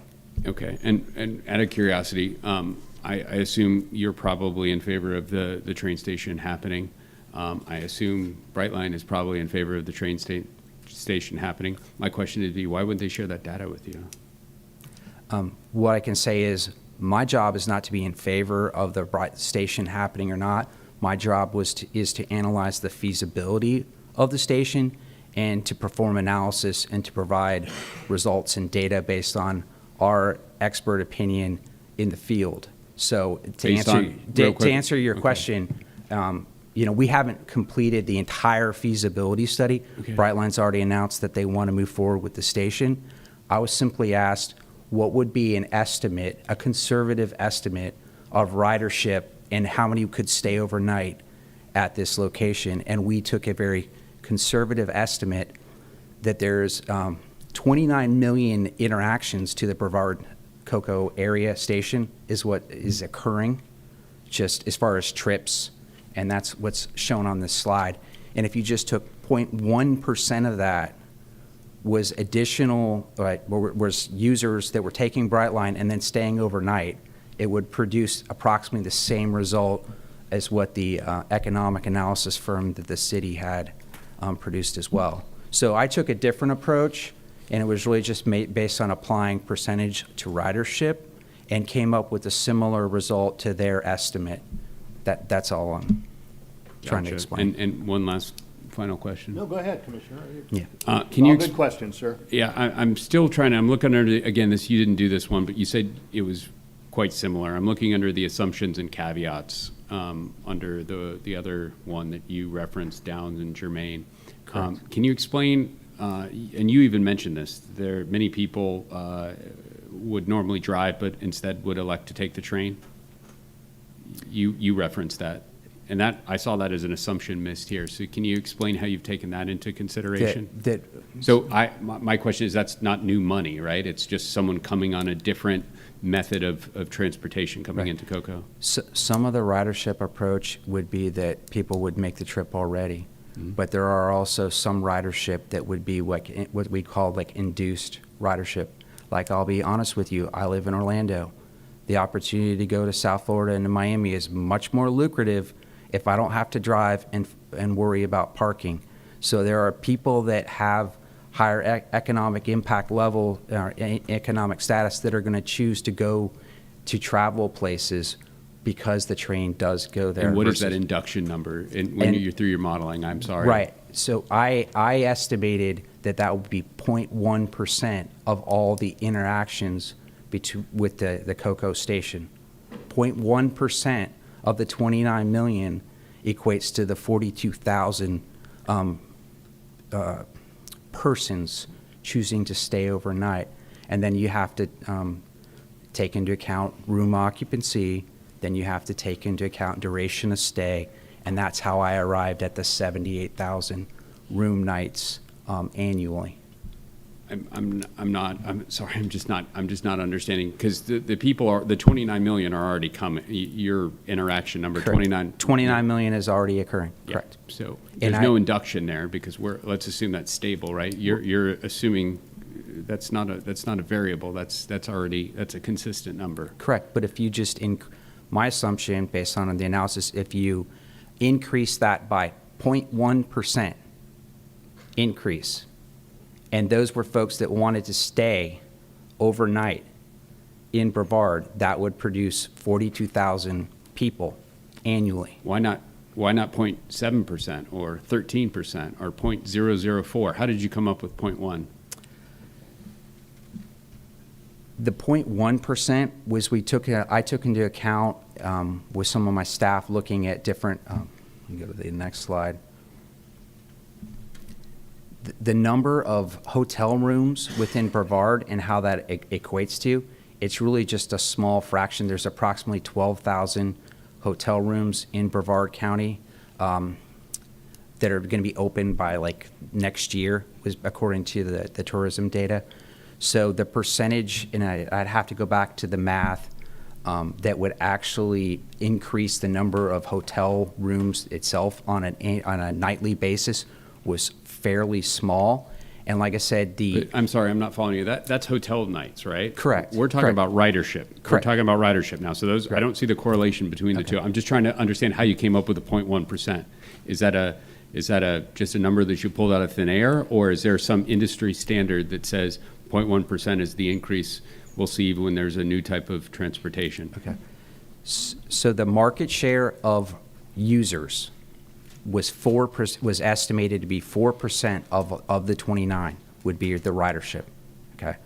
I simply made a professional judgment, educated decision that 0.1% was a very small additional amount of trips that would want to take a mode. Okay, so it was a guess. It's based on my profession and 25 years of being a transportation planner. I'm the lead transit planner for HDR for Florida. So I do have some experience working in this type of field, and based on studies and my history and experience doing this type of work, I estimated it would be a 0.1% increase of inducement of travel would result in that number of hotel Okay, one final question. So there's no data to back up other than the 25 years of experience that you have, the 0.1%. I think because that's a fundamental number. You understand we can increase that to 1%, the numbers go up 10. It goes up quite a bit. Or we can do 0.01, it Right. goes down. But you know. I also took into account that it's somewhat constricted by how many room nights there would be. So if someone was going to stay and induce extra nights and there weren't hotel rooms to do it, you couldn't have those additional stays. Why So not? We have Airbnbs. That's a Well, number that goes up, you know. I did constrict it, is what my point was I tried to constrict the amount it could induce based on a realistic number.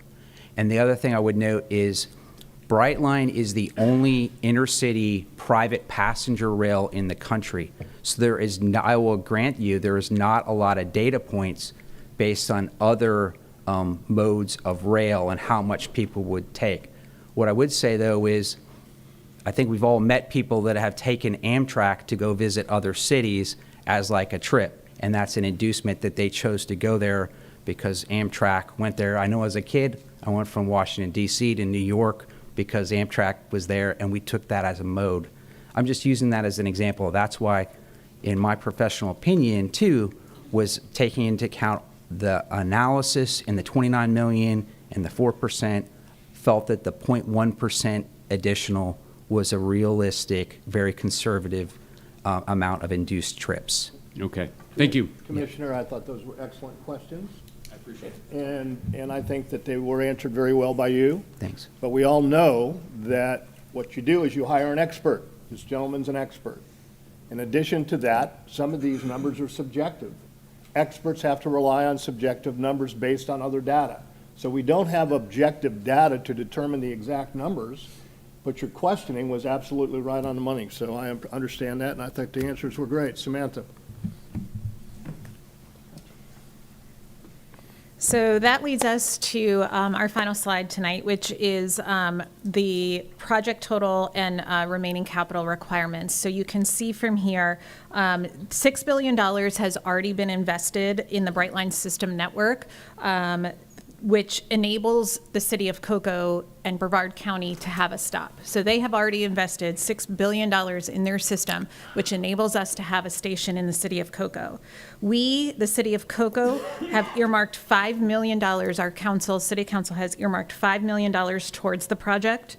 The Space Coast Transportation and Planning Organization is utilizing their future federal funding allocations for $15.5 million towards the project. Brightline has invested $3.2 million to purchase the land in the area in 2012. They will also be assuming all of the operating expenses for the project for the foreseeable future at an estimated value of $2.8 million annually for station-specific costs, which equates to a net present value of $82.5 million over the next 50 years. The city will collaborate with the TPO and Brightline to secure additional federal funding towards this very transformative project. And you can see that the two allocations from the city of Cocoa and hopefully the allocation from the Space Coast Office of Tourism can all be used as leverage for federal grant funding. So we can take that $5 million and leverage it to $20 million in federal funding.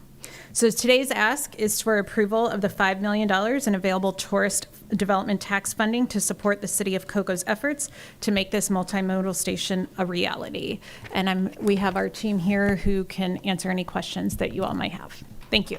Okay, Samantha, thank you very much. I think what we'll do is go to the cards, and at the end, we'll open up, we'll bring it back to the commission for discussion, and we'll go from there.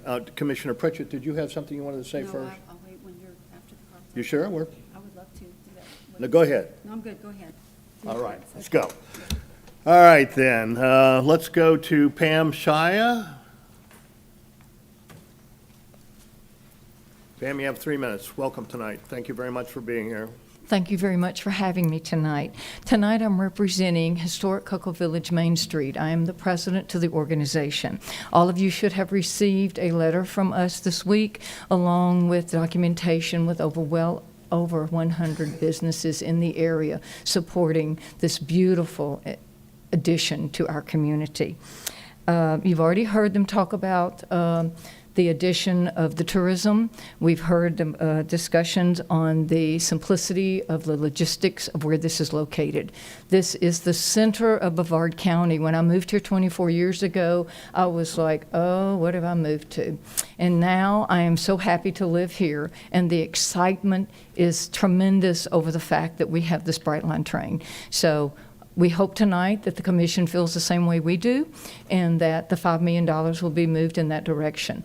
We are the center. We are 5 minutes from, if you got off the train, because I live right there, and you take 2 traffic lights, you're at the beach. You take 3 traffic lights, you're at the Space Center. You take 1 traffic light, and you're at the port. And you take 2 more traffic lights, and you can come through Cocoa Village. You get on 95, you can be at the zoo. So this will open up many opportunities for all of us. I look forward to riding this train. I look forward to having it in our area, and thank you very much for your time. Thank you very much. Audrey Stewart. Harbor Auto Restoration. Yes. Okay, a word from our sponsor. Hi, I'm Audrey Stewart. I appreciate you guys hearing me out this evening. Harbor Auto Restoration is a family-owned business. We've been in business for 40 years, started by my parents and grandparents. And 20 years ago, we moved our business from South Florida up to Rockledge, which has been incredible. And we've loved our facility in Rockledge right up until Brightline started its construction. Unfortunately, since the construction began, we've experienced flooding of our property and buildings, erosion of the land behind our property, and then the collapsing of our fencing system, which is part of our security of our property and our clients' cars. Over the period of the railway construction, we've been in contact with both HSR constructors and the project engineering for Brightline. HSR constructors assured us that all of our issues and damage would be addressed as soon as the railway was complete. Once it was complete, we followed up, and then we were told, oh no, it's not our problem anymore. Now you will go to the project engineer of Brightline, and they will help you out with your facility issues. Both came out, assessed our facilities, and noted the damages and said that they would be in contact to assist us in moving forward. After multiple emails, phone calls, messages, sending photos and videos of their flooding and property, we received no responses from Brightline for months at a time. Unfortunately, our business continues to deteriorate. The property is eroding away, and we've had to shut down our business on multiple occasions due to flooding and safety concerns, with loss of income to both our business but also to our employees. So while we are not opposed to a station coming in, we just ask that prior to releasing funding for future progression of this Brightline, you ask them to take care of your residents who were negatively affected by the lines that they have put in. I appreciate your time and understanding. Thank you. Let me ask you a question real fast. Auto restoration, do you have used automobiles or junk automobiles on your site?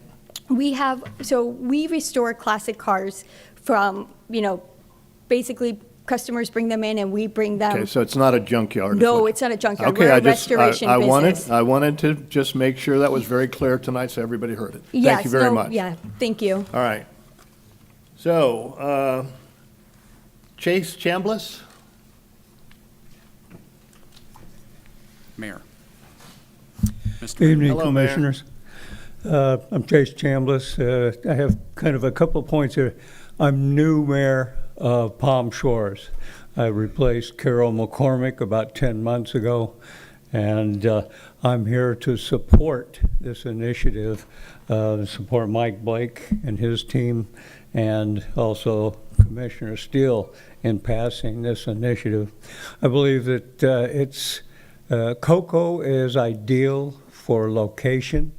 Reviewed the information, and I think that they've got a proposition here that would do nothing but benefit Brevard County. So keep it short. Thank you for your time. Thank you, Mayor. Councilman Matt, where are you?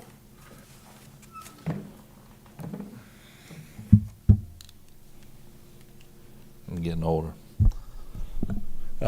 Greenies County Commission, pleasure to see you all. And actually, as this issue is coming before you all, I really do appreciate both the experience and really just the tenure that you have in your lives as public service to address what is at best a complex issue. So, there's not a whole lot I'm going to be able to add relative to some of the financial assumptions, that is for sure.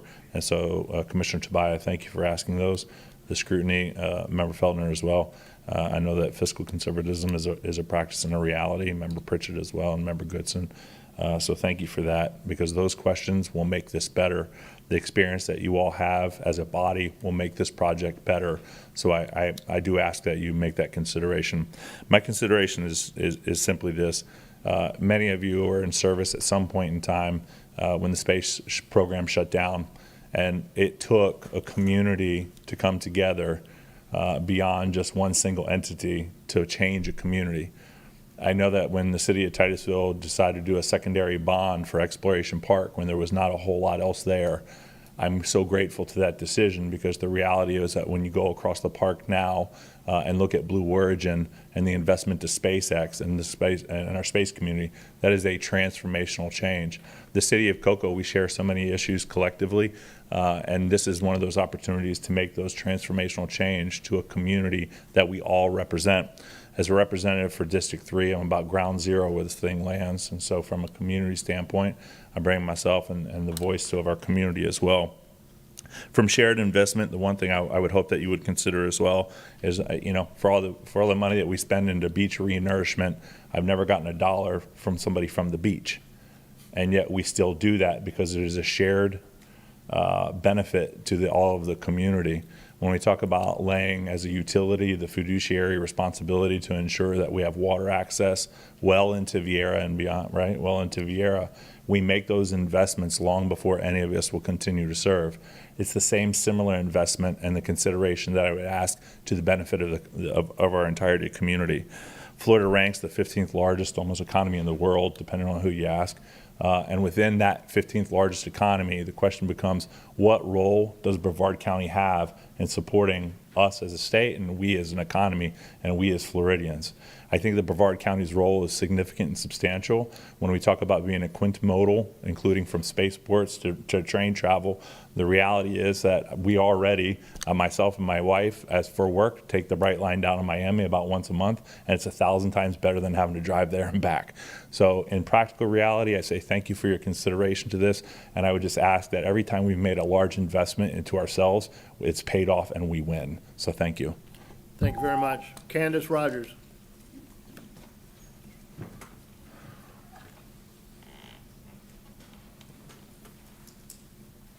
Good evening, Commissioners, County Manager, and County Attorney and staff. Tonight is an historical moment in time as you decide the approval of the TDC recommendation to grant $5 million to the Cocoa Brightline train station. To help you in your decision, let us look at history. Significant development of Florida only began in the late 19th century with the coming of the railroad, specifically the Florida East Coast Railroad, whose greatest achievement was the development of the East Atlantic coast. Without the FEC Railroad, cities like Miami, West Palm Beach, and Daytona Beach would simply not exist in their present form and stature. In 2012, an announcement stated a privately operated passenger service would return to the FEC rails. While some counties asked for compensation and others sued unsuccessfully, Cocoa asked for only one thing: a station. Over a decade later, we are here tonight asking for your approval of the TDC recommendation, not just on behalf of the City of Cocoa, but on behalf of Brevard County and our Space Coast stakeholders.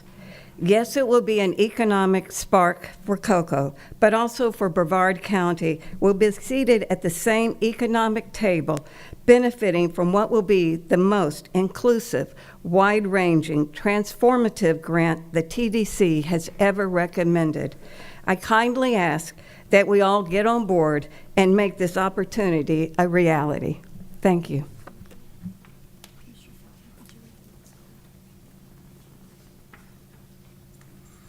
Stuart Glass.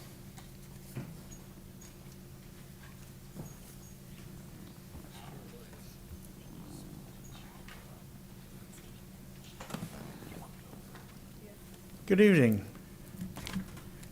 I'm Stuart Glass. I'm Deputy Mayor of the town of Indian Atlantic. What's Indian Atlantic have to do with Brightline? It's simple. This is a multimodal community. We've done a lot to make it that way. We've been involved with Brightline since the very beginning. I'm just here to wave in support, so please approve. Thank you. Thank you, Stuart. Julie Doyle.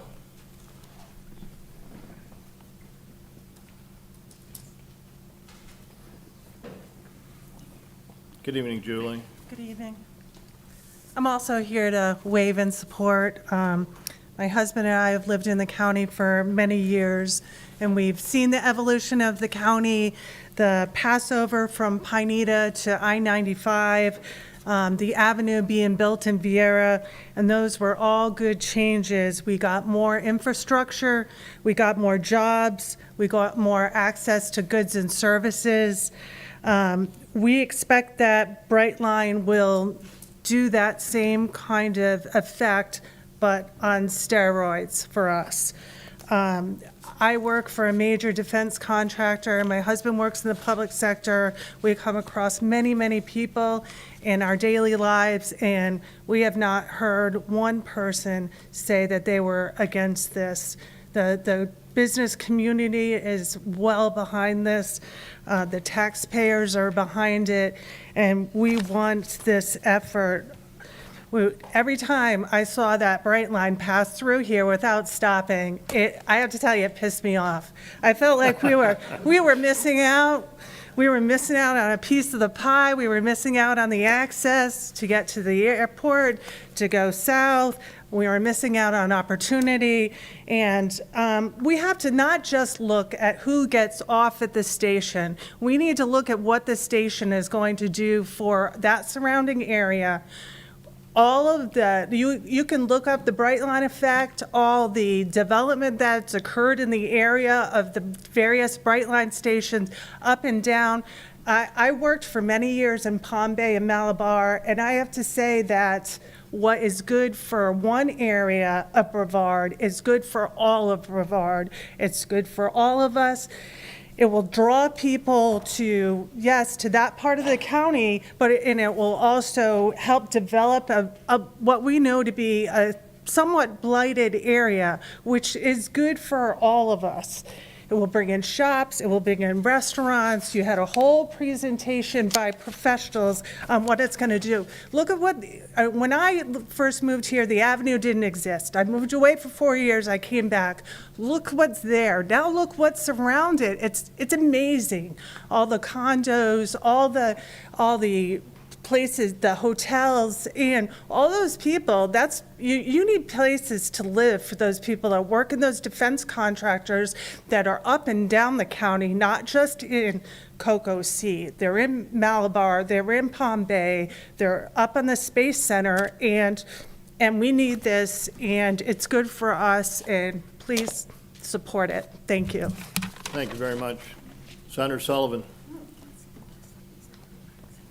Yeah, please. Okay. Sandra Sullivan, South Patrick Shores. So thank you, Commissioner Tobias, for your point about proprietary data. As I recall, we've denied some TDC grants recently because when they want public money, you need to provide data. So let me go to one of his numbers. He said ridership was 29 million. I did just a little search on here. I wanted to see what the ridership was. Here's a Bloomberg article. They just downgraded their ridership to 4.9 million, not 29 million. All right, so first things, I watched the TDC meeting. I sent out a little clip to a lot of people in Brevard. And first of all, per your agenda item, this is from the Capital Facilities Fund, which, as our chair so aptly said, requires a supermajority vote. So that would be my first request to this board, that we don't play the game that we're moving it to marketing when it's not a marketing expense. And we actually do a supermajority vote and not a simple majority vote. Okay, the second point is, I know you guys are pretty smart. So I'm sure you've read the numbers that the Brightline project is a $45 million project, right? Not a $75 million project. You can do math, right? It's $45 million. And it's between a 75 and a 9,000 square foot. So that's, 0.2 of an acre. But what did they put up on their slide?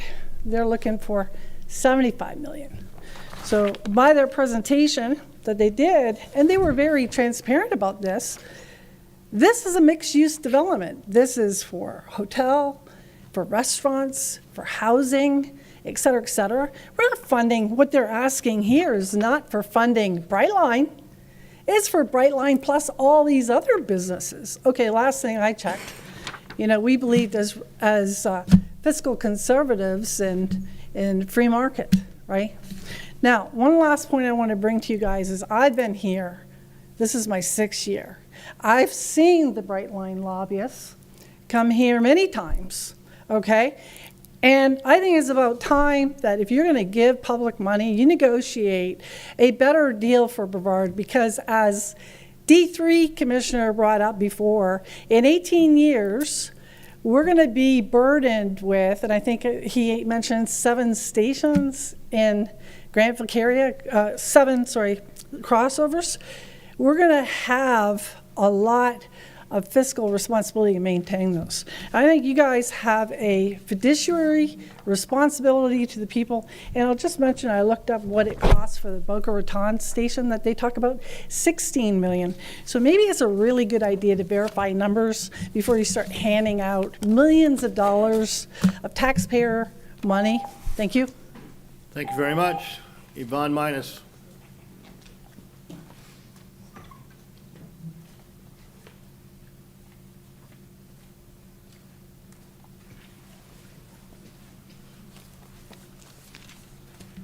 Mr. Chair and County Commissioners, good evening. I thank you for allowing me to speak on such an important item. I am very excited about the Brightline having a stop in Cocoa.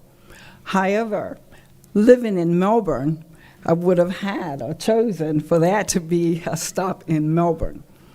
But nonetheless, the stop will be in Brevard County, and that is what's very important. I am in favor, and hope you agree, that the tourist development tax will be allocated for Brightline in Brevard County.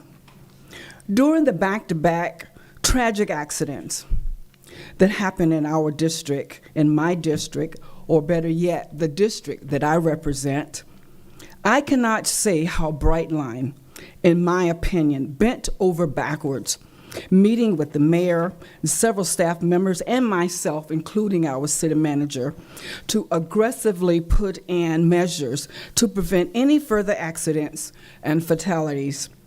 Now I will add that if it is the will of someone to take those drastic measures, then nothing in the world can prevent that accident from happening. Brightline has kept our city abreast of the immediate stopgap safety and preventive measures and are still going on at each of our crossings and throughout our city. Given in the fact that the TDT already has allocated $5 million or have $5 million available, these funds are not coming from our property tax or any specialty tax, which is a very good thing, being conservative and making sure that our funds are in good shape. Being a member and the vice chair of the Space Coast Transportation Planning Organization, we have allocated, and you've heard before, $15.5 million in federal funding to help with this much needed and worthy, very worthy project. I hope that you will agree with me and vote yes for the $5 million coming from the tourist development tax. And I thank you for your time. Thank you, Councilwoman. Okay, that ends our cards. If I had a card. Mayor, sorry. Yeah, I don't either, but come on up. We do this to you every time. We try to hide you back there, Mayor, and just don't want to talk to you. This is the Mayor of Cocoa Beach, Mayor Keith, welcome. Appreciate it. I just want to say, I too was a little upset not seeing us stop in Cocoa, so I think this is a great project. It's absolutely a tourist-driven project, and it's absolutely a capital project. So I think having it allocated out of the TDC capital fund is fully worthy of that. My concern is if it doesn't pass this vote because you need a 4-1, that it might get pushed off to the marketing budget. And my concern there too is you guys have already indicated that you were not sure if you even had 1.5 million to put towards lifeguards. So I don't want to take even more away from that, considering we will not be contributing to lifeguards. So we want to make sure that the TDC will be able to fund that. Like I said, I think it's a great project. It's going to help with tourism. More importantly, for me, it's going to help with residents being able to, the roads between the different locations like the airport without having more traffic. So that's one of the things that I would like to see. Also, for locals trying to travel to international Miami airport, it'll aid in that. So I hope that you guys do something with it. I just hope that you keep it in the right funding allocation. So thank you. Thank you very much, Mayor. Okay, I believe we're finished with the cards now. If I could, I would like to go ahead and turn the chair. Oh, you want to? Absolutely.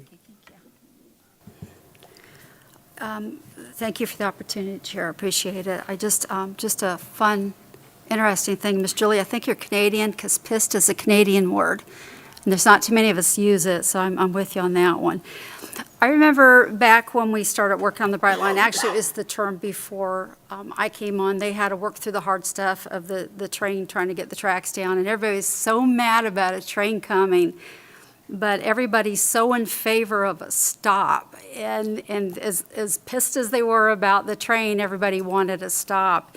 And I can relate with that because I'm thinking once it gets in, I'm going to hop on it and run over to Tampa and go shopping. My husband's there. But it's just those types of opportunities for us. That's a good thing for Brevard County to get a stop after we've had to endure all the changes with the track coming through and Cocoa and Canaveral Groves, all the things they've been so patient with dealing with, and hopefully we'll get those other things worked out. Brightline's been pretty good about helping work out some things we might need to work on this one lady's issue. I also want to just mention how hard Miss Georgiana Gillette's worked with this process. She's been a real hero in it, and her amount of work of trying to get all of the things lined up with the multimodal, pretty impressive. And it's so much fun seeing all the public servants here tonight. It's like almost a fun little homecoming. Matt and I served at City of Titusville in the very beginning years. We both got in on this together, and I think Fisher was the commissioner then, and it was just a fun process of working on this because we had been through such a crisis as a county and a community, and I don't know if, you guys are old enough, but everybody was moving out of here because there wasn't any jobs. There's 1 out of 3 houses in foreclosure, and I got involved because my children left the area with my grandbabies, and I wanted to come and help and make sure we had jobs in place so that when the next economic leveling comes, and there's one coming, there's going to be, as sure as I'm sitting here, I've been watching it, and with the economy, you'll have the ups and downs. We're at a peak right now, and something's going to come soon to make an adjustment. And anytime we can do something that will insulate Brevard County from ever to going through that much pain again, because we got hit so hard with the space program and the housing crisis and the banking mess. And so anytime we've got something like this that's a diversity situation as far as Brightline coming, once they come, they're not going to leave. And it is going to bring a real uptick in our economy. Coco, you guys did so good with this today. And so I think this is such a good project. And you used the word transformational. That was a really good word. I was going to say change the environment, but your word's better. But we had the USSSA come, and I don't know if you guys remember that, but we had this big area with nothing in it. It was going in the hole, and they come up with a great idea of bringing all these kids' sports over. And it was such a controversial item. Everybody was complaining about it. But my goodness, that thing just took off and really helped the economy in Viera. And then we've had a few other things, Blue Origin, and this has been just such a job trying to get it done. And Commissioner Goodson, I really congratulate you for this, sir, because this is going to be a really good thing to have in your pocket for a great thing you did while you were in service. Yeah. But it's such a good thing. The only thing I wish different, and I think Yvonne said this, I wish it was in District 1, but it's a good area, and I'm just so proud of this. And thank you, sir, for bringing this up at the TDC. It's just a good project. And tourist development, this is tourist development funds, so good job, guys. Thank you.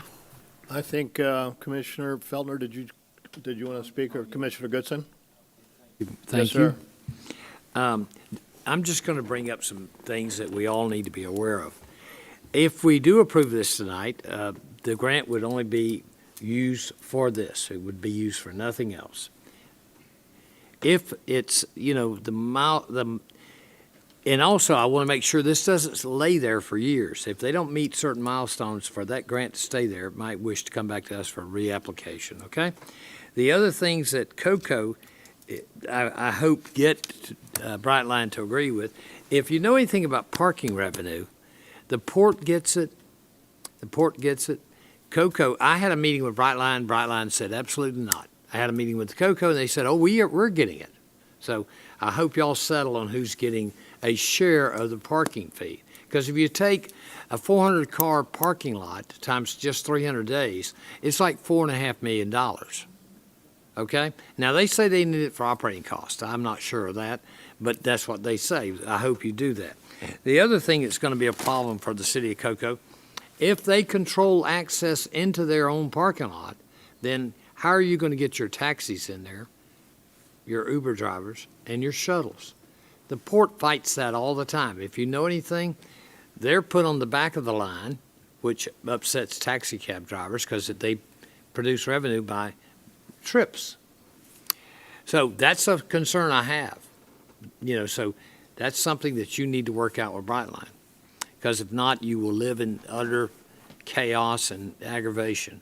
And of course, I don't know, the next thing would be rental cars. Are they going to be on their lots or their land and control that? And you don't get a cut of that? You can say all you want to do about property taxes, but the money for COCO is in revenue sharing. You can do on-off, $1 on, $1 off, just like the port does at that station. So that's all I have to say, Mr. Chairman. Thank you very much. As you can see, Commissioner Goodson is a great businessman, and all of those comments that he made are absolutely true. And I think the details in the event that we pass this can be worked out very clearly, and I think those are all good things, Commissioner. Thank you for bringing that up. If I could, I would like to go ahead and turn the chair over to you and make a few comments. Thank you very much. I think we all know that we've been working on this for a long time. 5 years ago, oh my God, we're going to get a train station. Oh my God, we're going to get a train station. And yet nothing, nothing, nothing, nothing, nothing. Tonight, opportunity is knocking at our door. I think of the Field of Dreams every time I think of this. Build it, they will come. There's a lot of subjective information that came out tonight because the data's still not there. But I'll tell you what is there. There's a great train track rolling down the roads with beautiful new trains, and we have the ultimate location in the entire state of Florida for people once they understand that Cocoa and Brevard County, because it's just not Cocoa, this is a county-wide thing that's going to help us all. I've spent a lot of time talking to Morris and how to do this in the event that we could do it correctly. So I'm going to read this as a motion, and I hope my fellow commissioners follow through and second it, and we have some good discussion and get it passed. I move that first that we make the following legislative findings. One of the main purposes of the Cocoa Brightline Station project is the attraction of tourists to Brevard County. 2, the county Brightline Station will be promoted to tourists as a transportation service and a destination venue. 3, the Cocoa Brightline Station is needed to increase tourist-related business activities in counties. 4, an independent professional analysis shows that the station will have significant positive impact on tourist-related business in the county, and we have that. 5, the Tourist Development Council unanimously recommended that we approve this grant, an 8-0 vote. Completely transparent it was. I'm sorry for varying off, and let me go on with the rest of the motion. Second, that we approve a $5 million reimbursable grant to the City of Cocoa for the Brightline Station project. Third, that the source of the grant funds will be from the TDC Capital Facilities Fund 1443.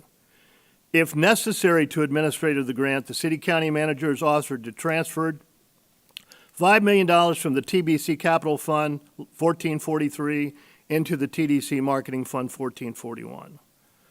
Finally, authorizing the Tourism Development Department Director to negotiate and sign all necessary capital facilities or marketing grant agreements and related documents upon county attorney, risk management, and purchasing service approved and authority of the county manager to execute all necessary budget charges and requests. That is the motion. It was carefully drafted by our attorneys, and I would hope that we get a second and some discussion. Second with discussion. Yes, sir. Okay. Morris, did you hear that the grant would be only for building the railroad track? In the motion, I think I heard it, but I want to make sure you heard it. So I heard that it's going to be for the project that the request was for, so it's going to be not the track itself necessarily, Right. but for the Brightline Station project, yes, sir. Okay. Did you hear anywhere that the motion said that if it was there at any length of time and they didn't meet certain milestones, it would revert back to the county? That was not included in the motion. I will tell you our typical timeline for capital grants is groundbreaking within 3 years and completion within 6 years. Okay. Is that possible, Chair? If you would like to, I will accept a friendly amendment. Okay, I'd like to make a friendly amendment that if they don't meet certain milestones, it reverts back to us for them to retry at a later date. And were those milestones satisfactory 3 years and 6 years? Yes. Well, would we not want a Brightline? Ask them, is that satisfactory? Please.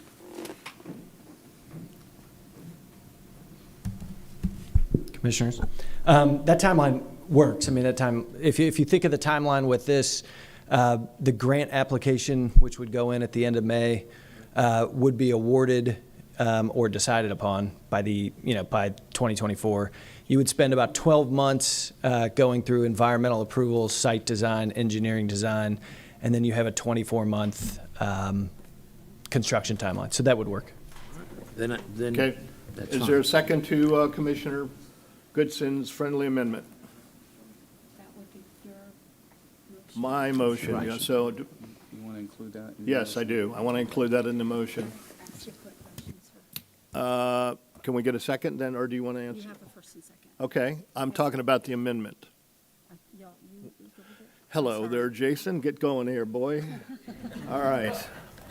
A quick question. I'm sorry, I was talking when you were talking. So with this change we just made to the motion, it's still very comfortable for Brightline to finish their project? Is that what you said? Specific to the timeline, yes. Okay, perfect. Thank you. Okay. Thank you, Chair. All right, any more discussion? Commissioner Tobias? Thank you, Mr. Chair. I think we've heard from the COCO Director of Economic Development that this would be a transformative, I think was the word used. In fact, it goes on to say in a recent Florida Today article, this would boost residential and commercial development, bring more jobs to COCO, add tax revenue to COCO, create a transportation hub, and develop a 500 space parking lot. These are many of the tenets of what a CRA is supposed to do, and I think there would be some duplication of service here. So to be clear, I've never voted for one of these capital projects. In fact, I'm about ready not to vote no on the guidelines we use to do this, but I greatly appreciate all the work and all the time that you've put into this. And I was challenged by a number of folks to find a yes on this one. So I'll tell you where I am. I don't know if this is going to be a friendly amendment, but it was the commitment that I gave to a number of people to get a yes. And that is very simple. I would vote yes, contingent upon the City of COCO providing an executable ILA sunsetting the COCO Downtown Community Redevelopment Agency in the year 2031 to be voted on prior to the distribution of funds and satisfying Commissioner Goodson's contingencies that he just outlaid there.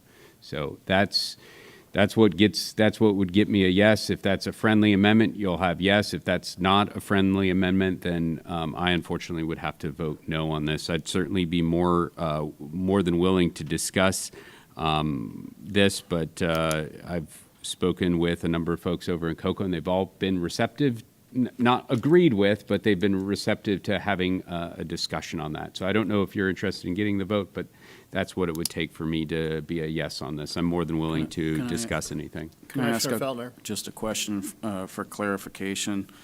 So a year from now, a new board here, could they just, by a simple vote, undo that and continue the lifespan of CRA indefinitely? Mr. Chair? Yes, sir.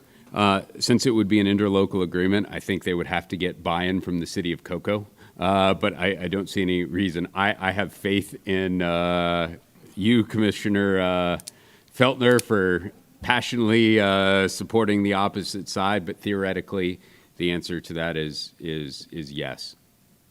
Okay, Stockton, you want to come up here for a second?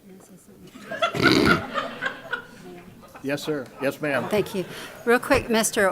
Before you start, that might be something we should maybe talk to you about later if we're willing to do that. I'm not going to support doing that tonight with COCO. I don't think I'm not prepared for it either. Okay. And I'd have to look at your data, but if you guys would be willing. I have an idea, Okay. and I believe I have this discretion. Morris, tell me if I don't. Do I have the option to be able to poll before our final vote?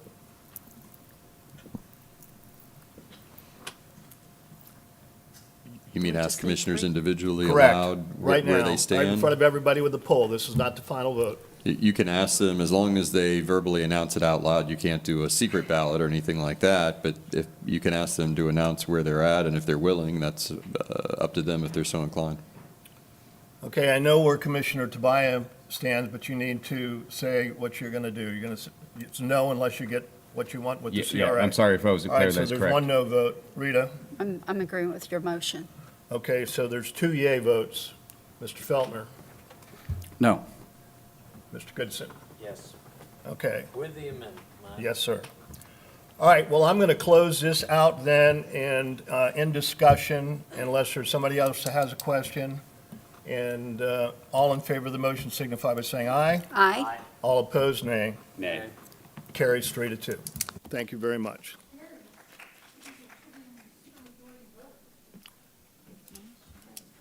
Is that Miss Sullivan that's saying that? Miss Sullivan, one of these days when you, Miss Sullivan, stop. If you ever did your homework and realized what you'd say is wrong half the time, you'd understand what happened. So if that Miss Sullivan, I'm done with you tonight. Good night. Okay, well, that's fine. You would take a 5-minute break? Yes, let's take a 5-minute break.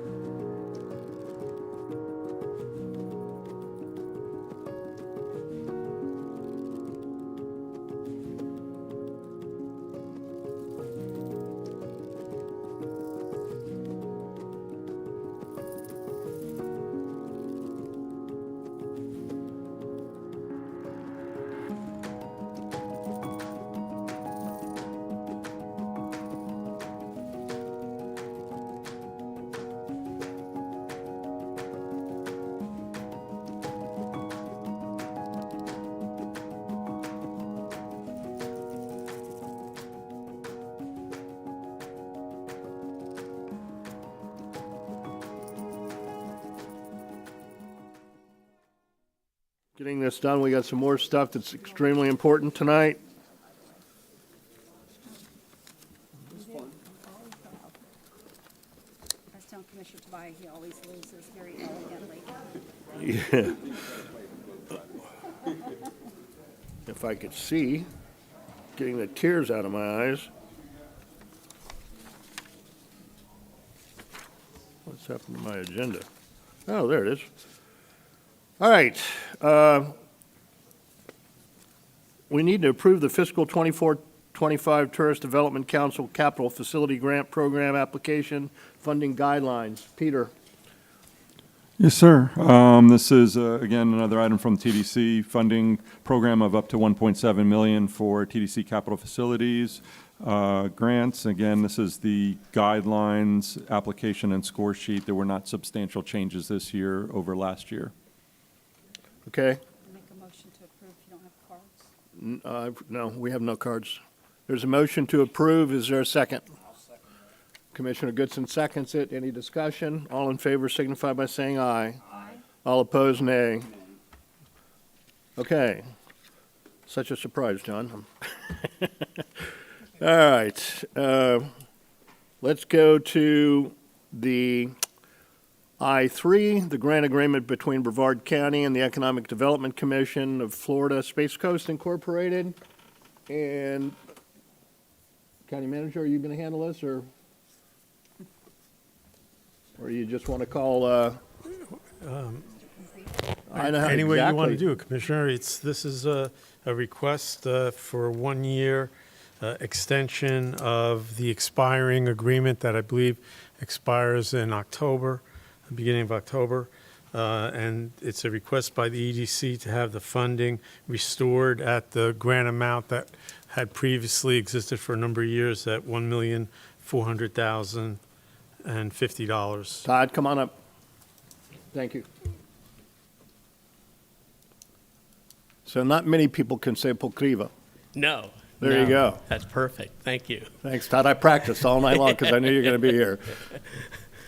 Well, good evening, Mr. Chairman, Commissioners. It's a pleasure to be here this evening. My name's Todd Pokriva. I'm with the Vieira Company. I'm representing the EDC this evening. I serve on their executive committee of the Board of Directors. So first and foremost, I want to thank you all for your time this evening and your consideration of this agreement. The EDC values the Commission's commitment to maintaining a robust and sustainable economy for its residents. I'm asking for your continued support by voting for this 1-year agreement with the EDC. Our long-term partnership with the county has fostered the diversification of our economic base and supported the investment and retention of leading high-tech businesses here in our community. The partnership we have is evident in our legislative and Pentagon visits in Washington, D.C., and in our collaborative approach toward economic development success. As a community, we have faced some significant economic challenges, and over time, this has not deterred the EDC one bit.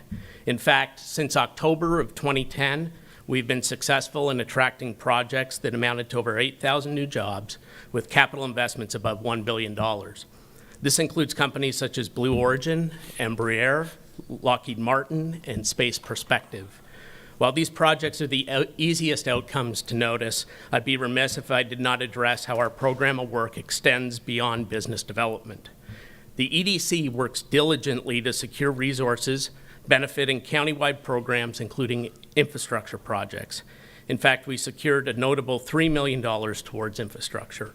One example is the $1 million for site preparation secured for the new Emergency Operations Center facility, thereby reducing the burden on the county. Another area of focus is recruitment and retention of talent to support local business. The EDC created a talent asset pipeline program focused on workforce training with increased access to entry-level jobs. Since 2017, we've provided over 800 scholarships totaling more than $800,000 to individuals seeking a career in manufacturing, aviation, and the aerospace industry. Currently, we're addressing a wastewater infrastructure challenge affecting the county, Cape Canaveral Space Force Station, and NASA. We secured a $200,000 grant for the completion of a Phase 1 study to identify facility upgrade options. We're also closely working with DoD to secure an additional $830,000 toward the next phase of study. These are just a few of the highlights of the EDC's positive impact for your consideration. I want to thank you again on behalf of the EDC for your partnership, your consideration of the agreement this evening, and your investment in the shared vision for our economic future here in Brevard County. I look forward to further successful collaborations with you. Thank you very much. Thanks, Todd. You might as well stay right there. Anybody have any questions? I do. Okay. I do. Commissioner Tobias was first. Okay. And then Commissioner Goodson.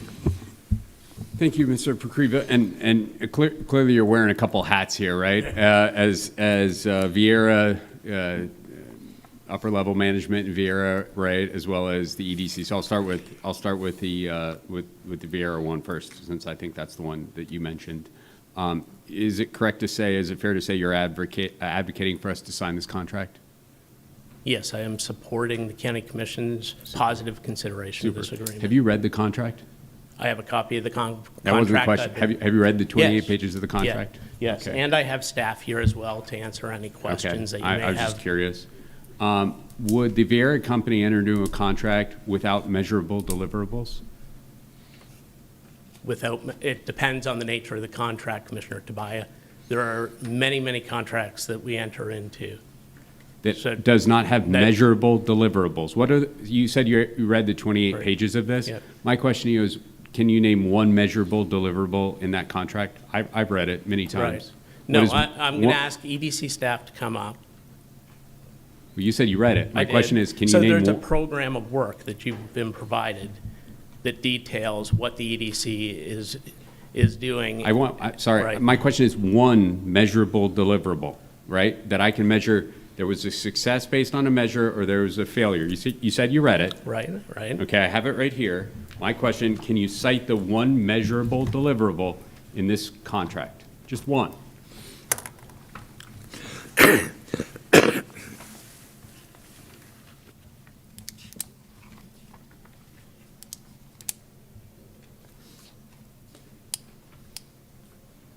So as I said, there is the work plan that is specified as an exhibit to this agreement. So that includes why don't you give me the page? all of the actions. So that is on page 2 of 28. And it refers in section 3B to the specific annualized work plan, and that is attached as exhibit B to the agreement. And this includes all of the objectives and actions as part of that work plan for fiscal year 24-25. So that would include, and under that, creating and distributing materials and publications. A measurable outcome would be 500,000 pieces of documents given to, X amount of citizens or X amount of businesses come in. I'm just trying to find a measurable. These are all very nebulous. I can't find anything. The only thing measurable in here I can find is what you're asking for, which is the $1.4 million. That's measurable. I can measure the money. I can't measure anything here. No, and Commissioner Tobias, I would like to ask Trudy from the EDC to join me here at the podium, and perhaps she can provide further detail in further Well, you're on the answering your board, right? question. You said you read it. That's correct. Trudy, would you like to join me, please? Hi, Commissioner. How's it going? so- I'm sorry. Can you tell us who you are? I'm sorry, Sure, no Trudy. I problem. apologize. Trudy McCarthy. I am the Executive Vice President of the Economic Development Commission. Okay. So the contract that you're looking at is an exact duplicate of the contract we've been working with the county for the last 10 years. The ask was to extend that by 1 year, enabling the commission to vote Well, I'm and going to look stop you there forward. because that's not true. And the reason that's not true is because last year you got 1.2 million, correct? The Yes. amount. And now you're asking for 1.4. So it's not an extension. It's an extension plus a couple $100,000. We'll get there a little bit later, but so it's not a direct extension, correct? It's an extension plus additional revenue. I appreciate your perspective. It's not. It's not a perspective. If you want a continuation of the last one, it's at the dollars Right. that were So- last year. Okay, so our grant agreement with the county Okay. this is the same grant agreement we've been working on for 10 years. The amount funded last year was revised for last year.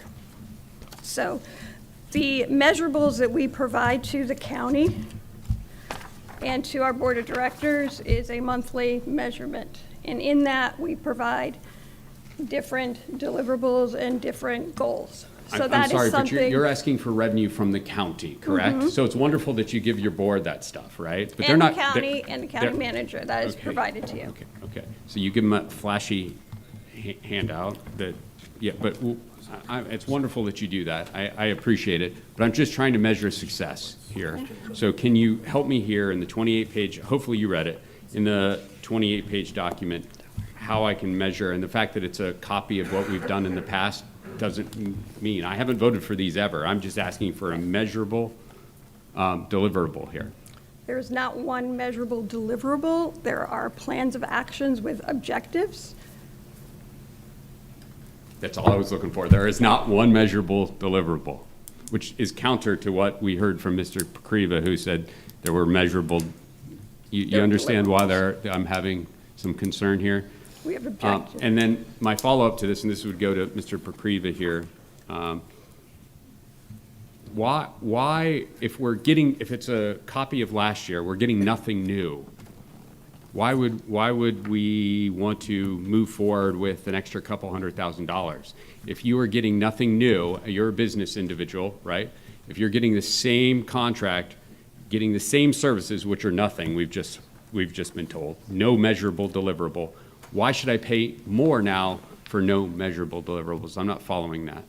I understand why you want more money, I get it. Sure. But if Commissioner- we're not getting anything in return, why would we pay $200,000 more? So Commissioner Tobias, at the time that the commission considered the funding last year and cut the funding, there was discussion amongst the commissioners that there would be consideration perhaps of restoring full funding when it came back for consideration this year, based upon some of the progress and the achievements that the EDC was pursuing, some of which I outlined during my remarks.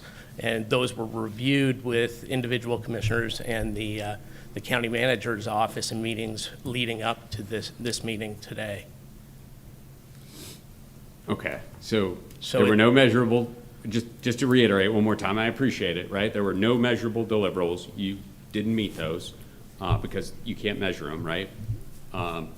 This contract, though much longer, still has no measurable deliverables. Nothing we can say, you succeeded here or you failed here, which is fine. But we want $200,000+ more. Is that a fair assessment of this contract?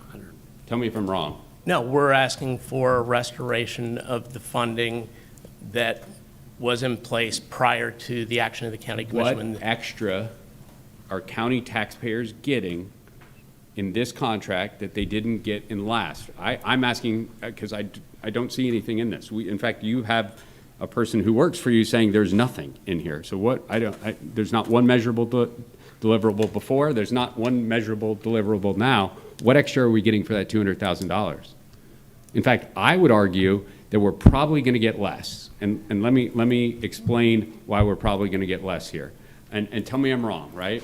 I guess we have ballot language that may come up here about tax abatements, and that is cited in the contract in a couple different areas that you provide services, namely Section 8 of the contract, this new contract here. That hasn't met this board. The board hasn't voted on this. And even if the board does vote affirmatively, and I don't know whether they will or not, it still has to go to, through ballot referendum, it still has to go to the voters. And the voters may decide they don't want to do that, right? So we may actually be getting less. So my question is, we were getting nothing before, now we're potentially getting less. Why should we be paying more? So I'd like to propose this to the commission as you're considering this. we do have a request for the restoration of 1.4 million. If you would like to add on deliverables to that request, we can work through that if that is something that the commission would like to consider. I leave that. Just a question. What are we getting for the, sorry, what are we getting for the 200,000? That's my question. What new items are we getting for the 200,000? I don't understand. Okay, so we took a cut last year. We cut back on some of our services. You'll see that there are a couple of positions that were open that we did not fill this year. So some of those positions are areas we cut. We are looking to restore back to our full funding so that we can be. I'm not concerned. It's wonderful, right? But I'm concerned about the taxpayers I represent. I'm not concerned about your employees. I understand you probably want to pay them more, and goodness gracious, all those wonderful things so they can go on vacation, go on the train and do all those wonderful things. But what are we getting? It's a question. And the answer I suspect is nothing, right? What extra are we getting for that 200,000? You were honest before. Are we getting anything new? Just name one thing we're getting new for this extra 200,000. I understand it, you got 200,000 the year before, but this past year, you worked for 1.2 and change for us. Now you're asking for the 1.4. What for that delta of 200,000? What are we getting? I understand what you're going to do with it. You said you're going to hire more people or give bonuses or whatever the heck you're going to do. But what are taxpayers? What are Commissioner, taxpayers? if you would please just at this particular point in time, I think you've made your point, and it's been made several times. They can't answer your question, and obviously you're going to vote no for this. I would think that would be the thing.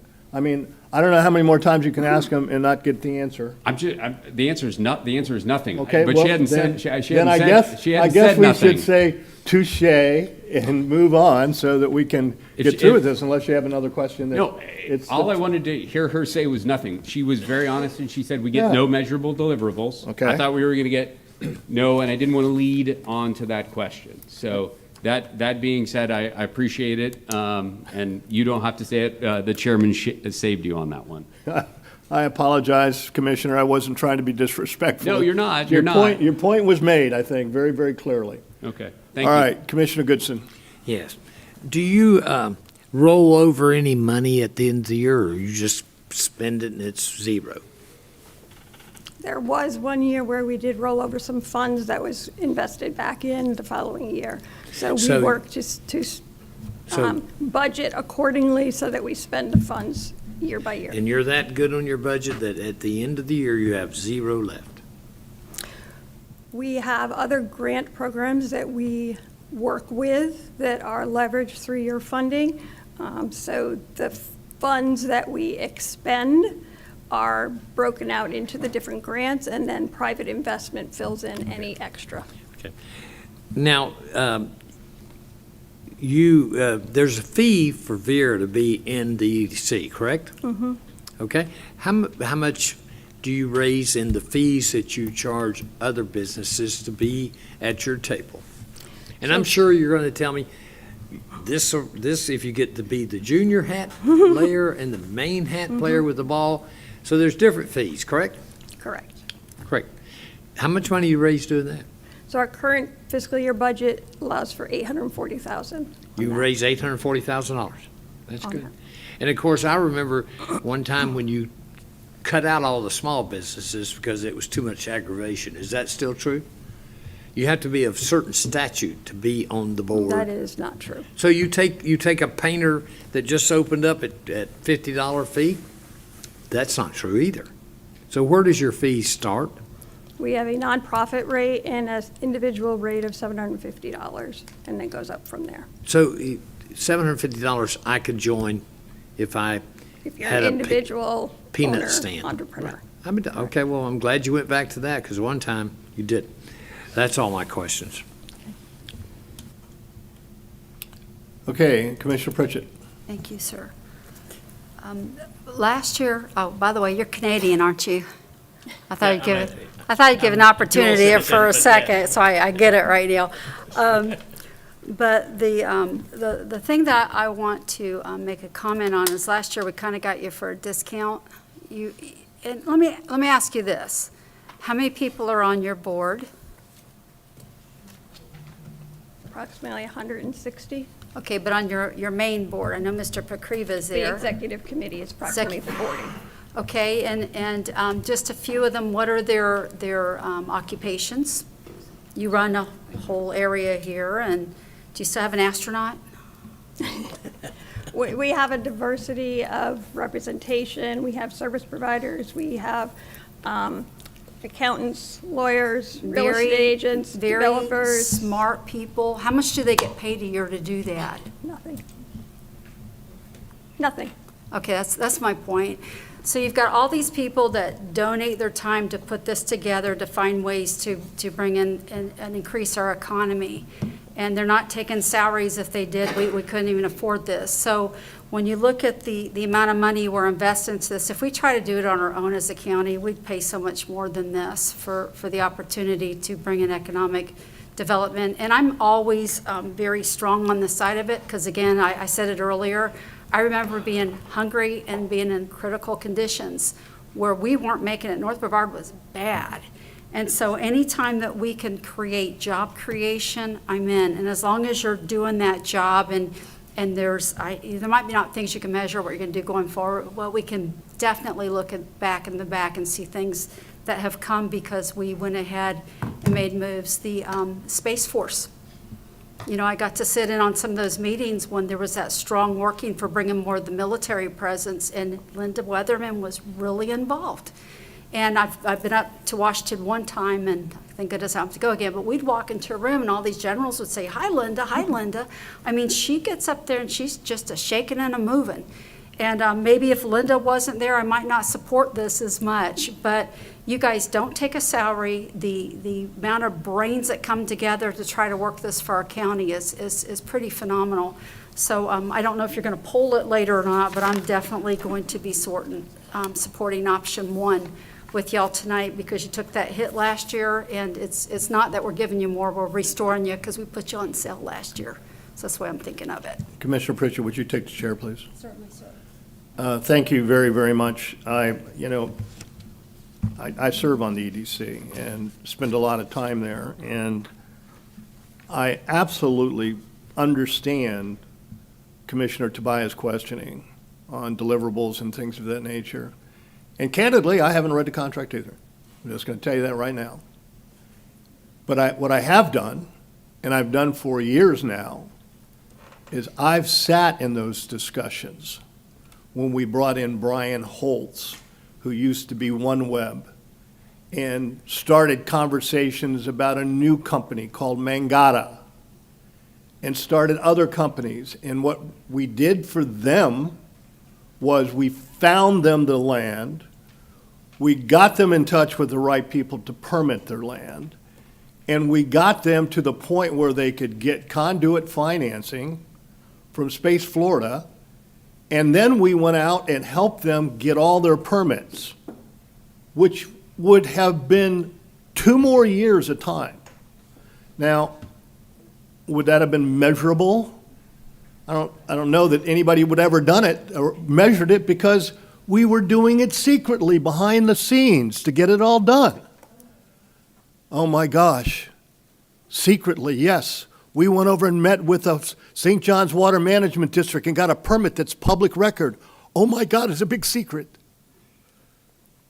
Jesus, Sandra. So I want you to understand that when we're there, it is, John, and I really would like to take you to a meeting with me, because when you sit there and the members of the corporations that have employees and the people that are there, that the discussions that go on, I think you'd be very impressed with. And I was impressed with your line of questioning. I always am, because you do excellent, deep work in that. But the truth of the matter is that EDC and Linda Weatherman, without them in this county, would be in big trouble. It would be very, very difficult to get any major company to come back here and do stuff. They might get here and 3 years, 4 years down the line, figure out how to stumble around for a while and figure out how to get this stuff done. But you go to EDC, it gets done a lot quicker. So I'm going to support the motion tonight, and once again, I completely understand Commissioner Tobias' questioning. He's Am got I some good still stuff. chairing right now? Yes, I'm going to shut up. If there's any more outbursts, I'm going to have somebody escort you out. We've got to do business right now.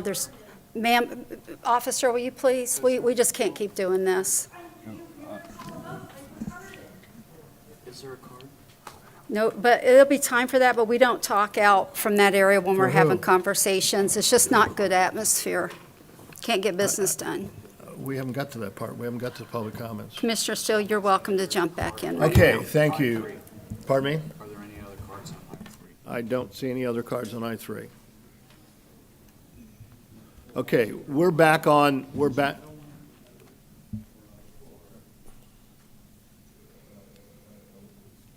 Okay, Commissioner Feltner, Sir? what is the issue? So, can we let her fill one out and talk? Who? Sandra. Sandra's got a card filled out, but it said, It's this is, on this item. On this It's item. possible that we don't have it. It's possible so, we don't have it. so what is the point? You want Sandra to come back Well, out and fill out a I card? want her, yes. Hold on, let me grab real quick right now. County Attorney, right now, I was trying to let Commissioner Steele finish his part. I think if she comes back in for a comment, it might be fine, but we can't have people talking when the commissioner's talking.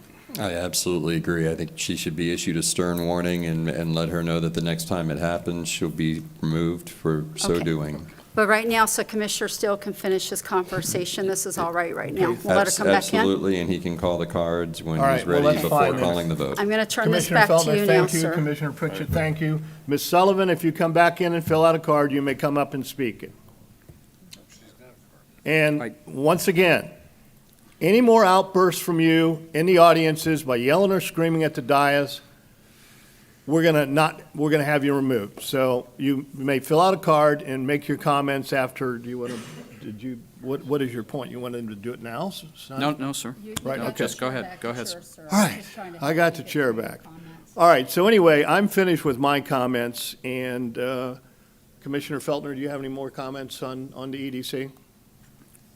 No, sir, I don't think so. All right, is there a motion? Do the card. Pardon me? Yes, I do want to do my comment card. So you want to talk about this, Senator? Come on up.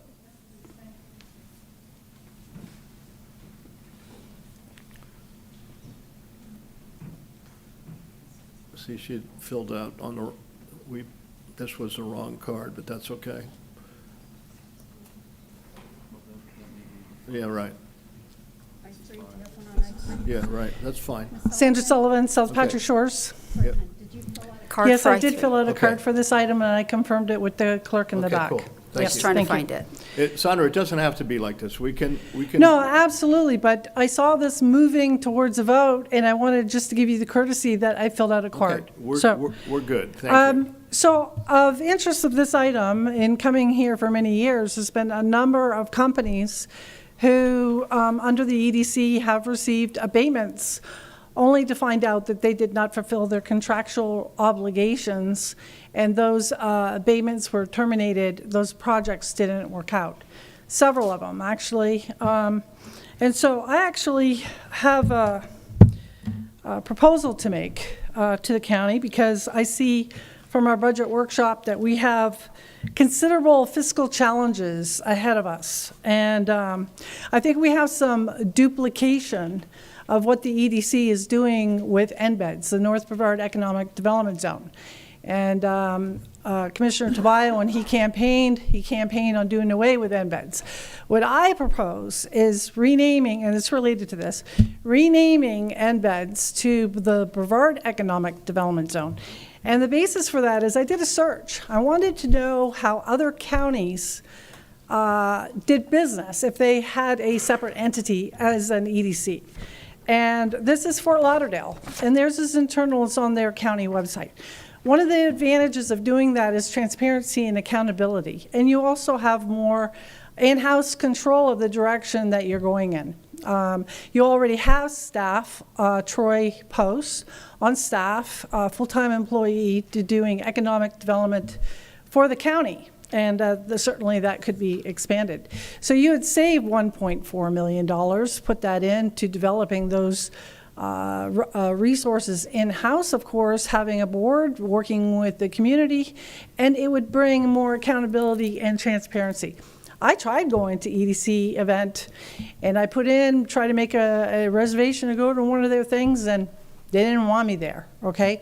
At least bring it in-house, you have that transparency to the public. So that concludes what I want to say, is please consider, given the number of abatements of companies that have not worked out, and that the Brevard, North Brevard Economic Development Zone has been doing a lot of the overlap of what is in their work plan for the EDC.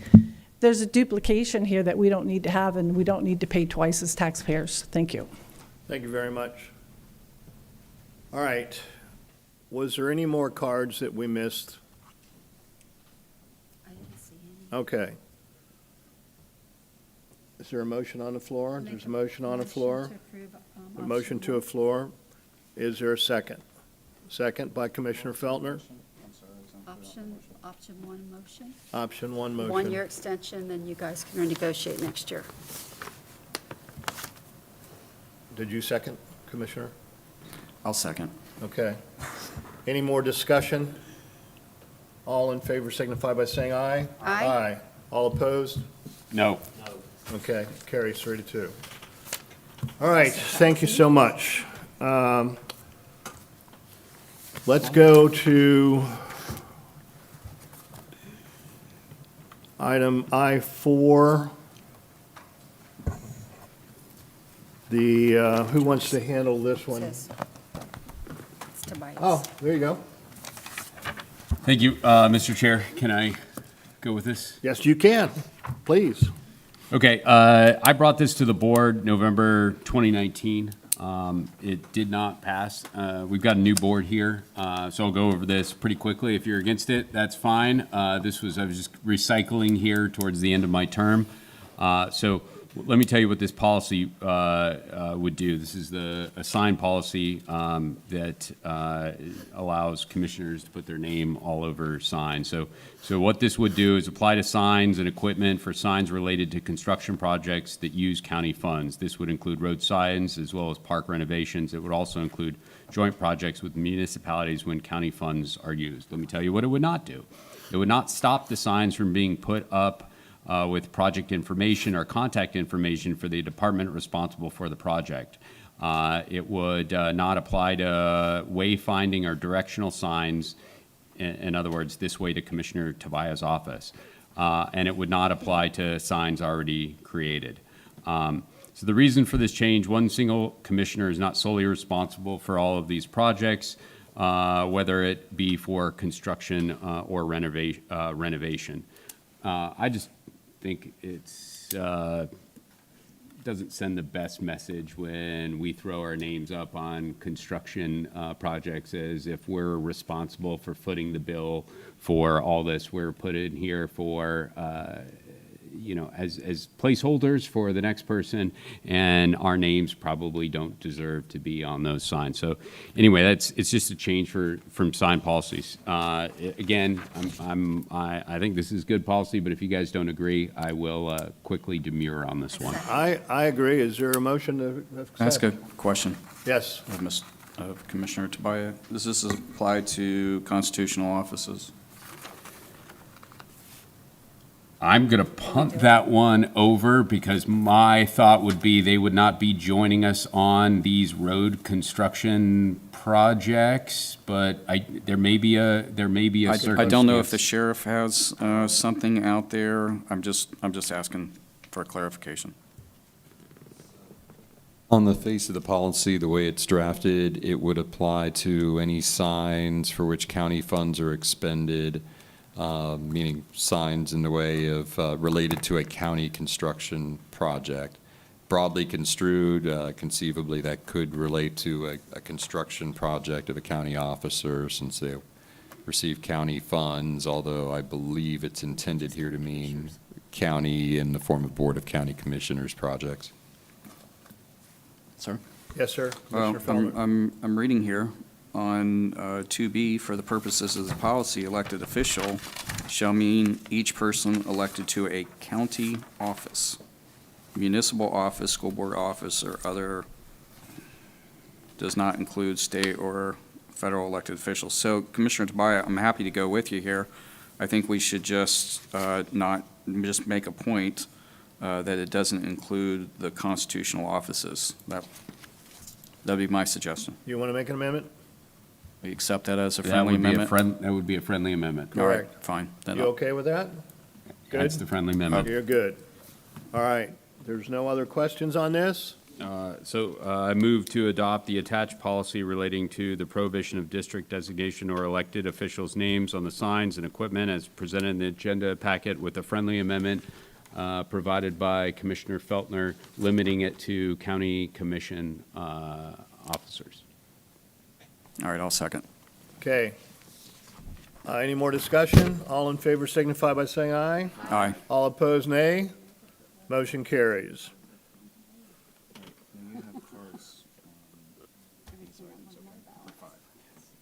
Thank you. Okay,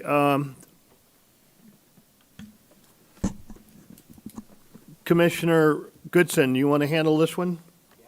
Go ahead. Thank you, Chair. Yes, sir. This amendment would just allow people to talk. They wouldn't have to sit here all night and wait like Toby over there.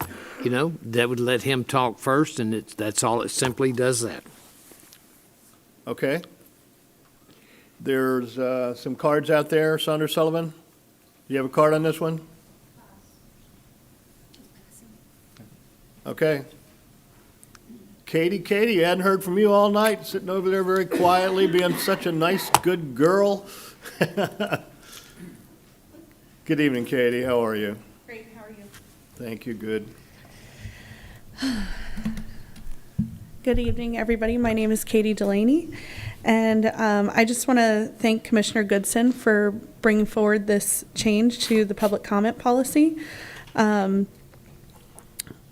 I understand that the county manager talked about how this would be used as like an overflow, as far as, at least that's what I read in the documents, that 30 minutes up front, and the second comment would be used as more of an overflow.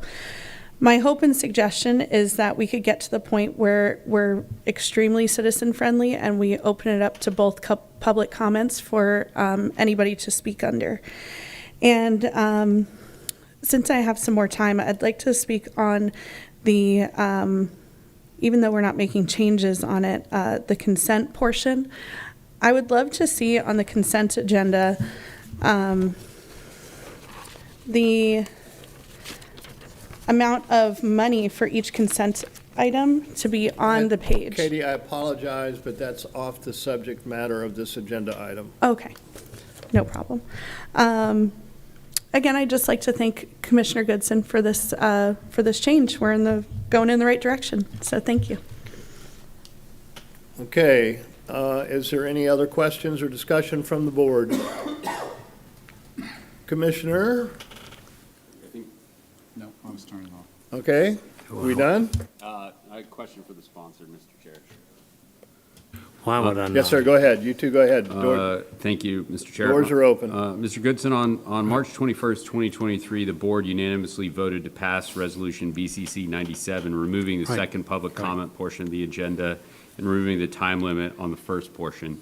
In fact, Mr. Goodson, you made the motion for this. I'm seconded. I think Rita made the motion. You made the motion to approve it. Okay. It was on consent. Okay. But you made the motion, went back and watched.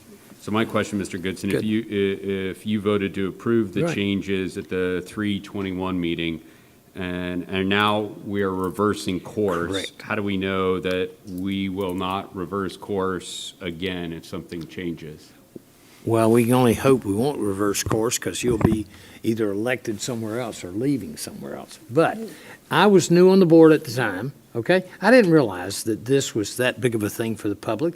If we're going to restrict the public, why don't we just restrict them totally and not allow them to talk at all? Yeah, I don't want to restrict anyone. Let me be very, very clear. None of this is restricting. Absolutely. Everyone is given the 3 minutes of public. It's where that 3 minutes comes. There's no Right. restriction. Okay. To be very clear, there's not 1 second of restriction of time. But you're going to make somebody sit here for 3 hours to talk on something? Is that what you're going to do? Mr. Chair? That's No, what I you would do. never make anyone sit out there. I wouldn't make my parents sit out there for any So period you'd of time. rather them not come, correct? I did not say that either. Well, Absolutely that's did what not. you're So implying. here's my question. Yep, sure. There are people out here that sometimes bring representation. They bring their attorneys here for a number of, and they're paying their attorneys, I don't know what an attorney, you probably use attorneys more than me, hundreds of dollars an hour. So my question is, if we put public comment ahead of that time, their attorney, while they're sitting out there in that chair, is billing, I imagine. Is that a fair assessment? So it literally could cost hundreds of dollars for people that went through a long process, are on the agenda, but now have to wait for public comment that precedes that. If it's at the end, then they don't have to go through that extra time paying those attorneys' costs. That is, if you're coming here with an attorney, you have a reason to try to get something. Would you not agree? Or get something swayed? Because you wouldn't pay $300 an hour for him to sit out there. But you're going to make a citizen sit out there and not have the ability to talk first, then go home? If that's your choice, hey, I hear you. It's not mine. I made a mistake. But it was your choice on It again was, on and March I made 21st. a mistake. I Okay. said I made a mistake We're- and we're- thought it was going to save money, but it's evident it didn't because you didn't even want to save money to have the planning and zoning meeting before the regular meeting. So whatever you wish to do on this, so be it. If you got the votes to kill it, so be it, and that's it. But I'm just trying to help these people be able to talk because they're not, given the opportunity. And if it's anything I believe, maybe I'm just kind of strange, but government is by the people and for the people. Okay? And so I'll be more cautious. Thank you. Thank you, sir. Okay, where are we? Have a motion and a second? No, I'm asking for a motion and a second. I'm second it, Ken, and then make the motion. And I'll vote for John. It's a quick comment. Commissioner Goodson, I understand your thoughts on that. I think when I did this, we were going through a lot of, do I have your attention? We good? I hear Okay. you. A lot of abuse happening with people using it out there in the network to where something happened when I was chairing. That all got taken care of because I'm not chairing anymore. And Commissioner Tobias jumped in and did that thing as well to take care of that. Because there's some things we can't control. As far as hearing the public, I agree. I always want to hear the public. But even tonight, we had like 17 different opportunities for public comment for the things that we have to deal with. So I don't know that bringing it back to the beginning will make a lot of difference, except for this sweet little lady sitting out here tonight. We usually never go this long on meetings either. But I think is also, I don't know her, but if she would have called me in my district, I probably would have done anything you need me to do for you. You're such a nice person, but the ones that come and abuse us continually, it makes it a little bit tough at that time too. So if you want to compromise, maybe move it back to before board reports, if you think that'd be a little better to cut back on time after we just get rid of the agenda that we have to go over that's already on the agenda, that everybody comes prepared to do. But that's just a thought I had for a little compromise. Okay. Chair? Yes, sir. Does it really matter if it's before board reports or before the meeting? It's the same time, giving people the opportunity. Now, all that being said, I hear you. I have not felt any hostilities. Maybe I'm just lucky. I'm sure you did. I remember the comments and all that. But, we're elected to serve the people. We're not elected to say you can't talk. And, putting the time, and of course, granted, if it fails, it fails, and they'll be at the dead end, and I hope there's quite a few that come and can stand it till the dead end. But that's all I have to say. Thank you, Mr. Chair. Could I ask Commissioner one Feldner? quick question? Would you split it 15 minutes so we take the first 5 cards? Who would want to speak on the first public comment, and then the rest go to the second comment? Is that something anybody would be? Let me I'm just- asking you if you'd be amenable to that. Let just me just discussing make it. a comment on this because let me just set up a scenario for you, because here we go. We have agenda items in the back of the meeting. If we set up public comment in the front, they could be up here talking about the agenda items that's going to be in the back, and then afterwards talking, filling out a card for the agenda item too. So now you got them talking twice, not that that's bad, but now you have twice as much time being spent on stuff, and it just is going to make the confusion. You're not going to have a smooth meeting. I'm going to do whatever y'all want to on this, but Could I clarify Absolutely. something, Mr. Chairman? I think it specifically says that they wouldn't be able to speak at both public comment periods. So they would have to pick one or the other. But they So- could make a public comment and then go in and make a comment on the agenda item, so They can do that now. They can speak on the agenda Yeah, item, but and they they can wouldn't, speak at they the wouldn't end of the be, meeting. they would, here's what the problem is. When you speak in the beginning, you are lobbying for what's going to be coming on later on. It's not functional. Well, I get. Do you want to read that? Yes, sir? Sometimes I think government is dysfunctional. I think it's dysfunctional quite a bit. We have problems anyway, Okay, but anyway, So we have to do it. let it lie where it lies. all right. okay? Morris, do you have a comment, sir? Yes, sir, if I may, just for clarity, the public comment section, it's specifically prohibited for someone in that section to speak to an item that's on the agenda elsewhere. So if you want to speak to an item on the agenda, you have to speak during that item. Public comment is for items that are not on the agenda only. You know, Okay. Chair. Yes, sir. Sometimes, these motions get kind of carried away. I was just trying to make it that much easier for people that we represent to speak before us on issues. That's all. But if it's going to be a burn and it won't fly, or I can't get a second, it dies. But it will die because of you people not allowing the public to talk. Oh, my. All right, is there no second to this? Hearing no second to motion. Wait, hold on just a second. Commissioner Goodson, I'm not real sure that's a fair analogy. I probably don't mind one way or the other if you want to do this. Well, then If- second the motion. Well, let me finish my conversation, because when you say that, we know, I serve with 4 other really awesome people here, and they don't have that intent.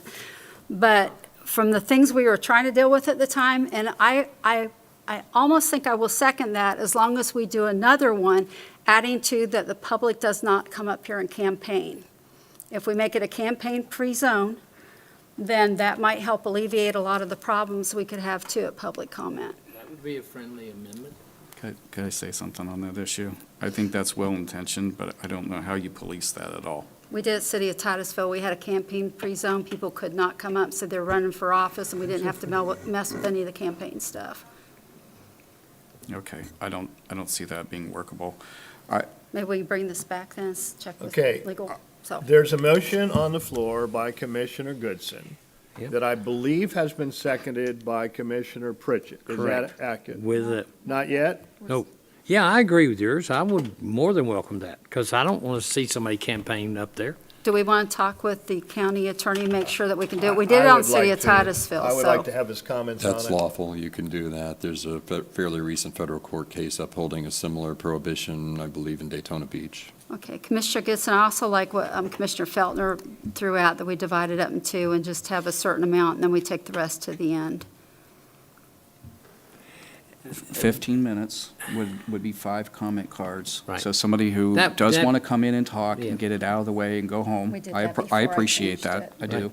Okay. Then the others out at the end. I'll accept that. All right. We might as well stir this thing up really good, because really, I think it would be better if we let this go into effect on November 5th of 2024, so you two guys can do whatever you want. Well, that's, We'll have that option then. yeah, anyway. Pardon me? We'll have that option then, with This due is true. respect. It's only a few months away. No, let's don't wait So- that long. I don't like that, Jason, or Chair. Can Okay. we just clarify the motion? I would like to hear the motion. Again, so Okay. Commissioner Goodson, you'll set my friendly The amendment. motion would be to allow the public to speak at the beginning, 15 minutes, 5 cards, correct? With the understanding that they cannot politic at the diocese here, right? Is that correct? And that's pretty much it. All right, sir. In good faith, I'll second that. Okay. Is there any more discussion? All in favor signify by saying aye. Aye. Aye. All opposed, nay. Nay. Thank you. Okay, the motion carries. Thank you, sir. Thank you, sir. Yes. I've got a follow-up to that, another motion, if you Go would. ahead. It doesn't cancel out that one. I want to thank Commissioner Goodson for being such a stalwart for public engagement and citizen input. Clearly, we just saw that today. He's changed his mind on everything else, but he's spoken very clearly on this. And at the 4-9 meeting, Commissioner Goodson made the following motion. He said, quote, "Motion to see if the board would consider meeting with Speak Up Brevard to see if we can have some sort of a agreement so that every time we have a meeting, they don't try to cut our throats." Surprisingly, supporters of Speak Up Brevard like this idea, despite the shenanigans of it not being on the agenda. I believe the board was, including myself, I'm saying I was wrong here, Commissioner Goodson, so I believe the board was too quick to throw out your motion. So after some additional consideration, I believe this proposal may have quite a bit of merit. So I have this motion. I move to create 2 publicly advertised and recorded meetings, one in July and one in October, to be held in the commission chambers during business hours for a minimum of 1 hour in duration for the purpose of discussing Speak Up Brevard recommendations and other related citizen concerns, and designate Commissioner Goodson the responsibility entirely for scheduling and conducting the meeting, and to have Commissioner Goodson report back to the rest of the board via board reports. That is the motion. Chair, I Yes, think sir. that's so sweet of you, John. I would offer a friendly amendment. Okay, we're gonna stop right now, That okay? is so sweet Just of you. hold it, stop. All right? I understand what's going on here. First of all, I'm gonna call Commissioner ass. Tobias' motion out of order because it needs to be an agenda item even if it was. So that's the first thing. Second thing is we've had enough tonight, okay, with this. So I'm going to go on and move on to the next agenda item. I know we're all getting a little punch drunk, but this is done. All right, so where are we now? I-6. Board discussion of citizens' request, consideration of legislative intent and permission to advertise amendment, section 621334, agricultural residential AU, and the creation of section of code entitled Commercial Recreation Vehicles, Recreation Equipment, and Trailer Storage and such. Is anybody from, on that issue here? Okay. Tony, how are you? Very good, sir. Nice to see you. All right, young lady, please. Kelly Hyvonen, Land Development Strategies. I'm a planning consultant. I am just so excited to follow everything that has just happened tonight. So I know everyone wants to get out of here. So I appreciate you hearing us tonight. Would you like me to present the request? Go ahead. Okay, thank you. Wait a second, Billy? Or Jeff? Billy? Hello, my brain's not working. Mr. Chair, did you Or want... Tad, who wants to present this? Did you over want there? us to give you a little bit of background? Yes, from a I staff would. I'm standpoint? sorry. I Okay. apologize. Absolutely. All right. This So- meeting's getting a little crazy. So did you- I apologize, Tad. No, sir, I understand. It's been a tough meeting. This evening, this request is a citizen's request for the board to consider legislative intent and permission to advertise amendments to section 621334, which is agricultural residential AU and agricultural residential AU light, to allow for the outdoor storage of commercial and recreational vehicles, recreational equipment, trailers as a conditional use. Should the board grant this request, then staff would initiate the legislative process in amending the code. This includes the ordinance being reviewed by the Building Construction Advisory Committee and the local planning agency. Then staff would bring the amendments and the advisory board's recommendation forward to the board for your consideration. In addition to the analysis we attached to the agenda report, staff would offer the following to aid the board with their decision. Currently, RV and boat storage is allowed in the retail, warehousing, and wholesale commercial BU2 zoning classifications and industrial classifications. Changing this code would potentially allow the use to occur on 7,389 properties. This equates to 5,123 properties in District 1, 1,029 properties in District 2, 211 properties in District 3, 164 properties in District 4, 556 properties in District 5. If you presume that each of these 389 properties abut 3 other parcels, you would be affecting potentially 22,000 properties in Brevard County with this amendment. There's one active code enforcement case for RV and boat storage on AU property. The requester is also proposing several conditions as part of the amendment to be considered with the conditional use. And of course, I'll let Ms. Havonen present those to the board. If you have any questions of us, we're happy to answer. One more time, what was the number that it would affect, the total number? So if it would allow, if the board were to consider the change, it would allow 7,000, it would allow the use to occur on 7,389 properties potentially. Okay, you're up. Thank you. And do you have a copy of the proposed language Yes. in front of you? Not in front of me, but I've read it. Okay, would that be okay if I just Absolutely. handed out a copy?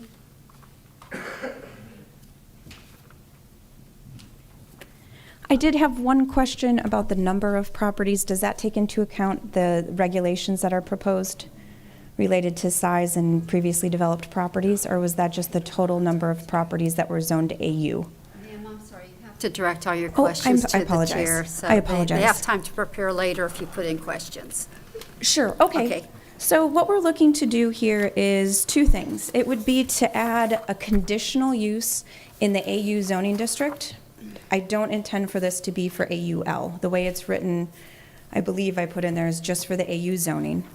And it's to allow a use called outdoor commercial recreational vehicle, recreational equipment, and trailer storage. And the commercial word there does not mean heavy equipment. It doesn't mean people's work vehicles. Commercial just essentially means for non-residential uses, along with a slew of proposed regulations. And when I was looking through adding in this use in the AU zoning district, I looked back at other uses that are already allowed in AU today that are the same or higher intensity. So what we're asking for is lower intensity than many of the uses that are already allowed. So for example, we have, let's see here, landscaping business, that's permitted with conditions. There are no conditional use required. It has size requirements.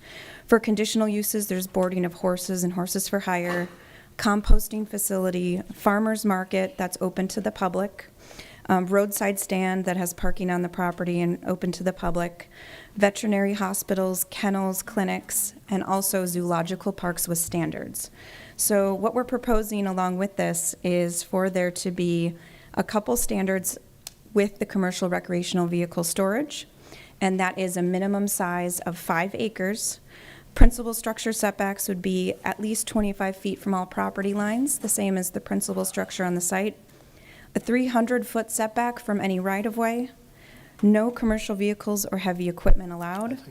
It has to be on a developed property, screened on all sides by an opaque barrier 6 feet in height minimum, and it shall not exceed 50% of the area of the property. So with those regulations, allowing this use would allow for something to happen in AU properties that are of lower intensity that are already allowed. In addition, to get approval for that, you have to get conditional use through Planning and Zoning Board and the Board of County Commissioners. Thank you. Okay, we have Keith Capizzi, have you left? Okay, see, he's answered that very clearly. Yes, I've gone. Okay, John Connolly. First of all, I want to do these papers so that everybody dealing with. Okay, thank you, sir. Is that problem?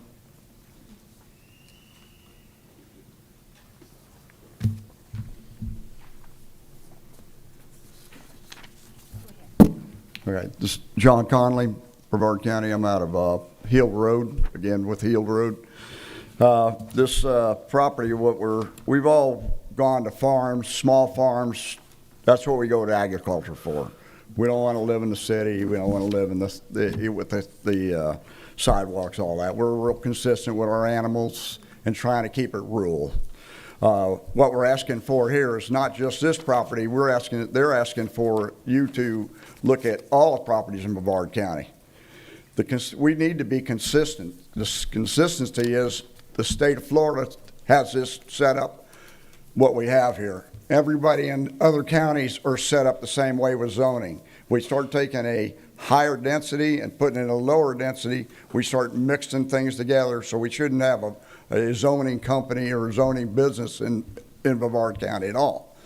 We don't have any zoning. If we take high to low and mix them together, we don't keep it. We got a magistrate to deal with this problem. I'm the complainant with the way it's set up. Code enforcement officer does not go out to a property unless they are asked to go out to the property. At that time, they tell the people who has made the complaint, which they typically come down to the person that made the complaint and bitch. That's the way it goes. So what I'm asking here is there's a lot of problems that come with this. One is the building department and the zoning department, along with fire marshals, try to keep an ISO rating, which is insurance ratings. It's low in this county. If we start mixing high with low, they have a tendency to not want to insure you. The insurance companies I've talked to say that if they were to ask if they have a business within an area or a certain area, they won't insure them. So we're maybe dealing with insurance problems here. We're also dealing with toxic chemicals. If we get a fire in this type of situation, everybody downstream is going to pick up all the toxics that are picking up. Everybody gets off a fire truck is going to be packed out with a respirator. Everybody downstream in this fire is going to catch all the toxins come off of this thing. The other problems we got over there is this is a 24-hour business. Wayne Ivy's going to have to get involved. In a situation what I showed you up there, what we have right now, we're in a residential agricultural area, and all of a sudden the guy puts up a hedge all the way around, fills the property up, and puts in RVs and motorhomes and boats, and unless somebody complains, we don't pick it up because code enforcement's tied to their chair. I'm willing to stand up and say this is wrong. We should be consistent with the state of Florida. Thank you. Thank you. Yes, sir. All right, Ron Thompson.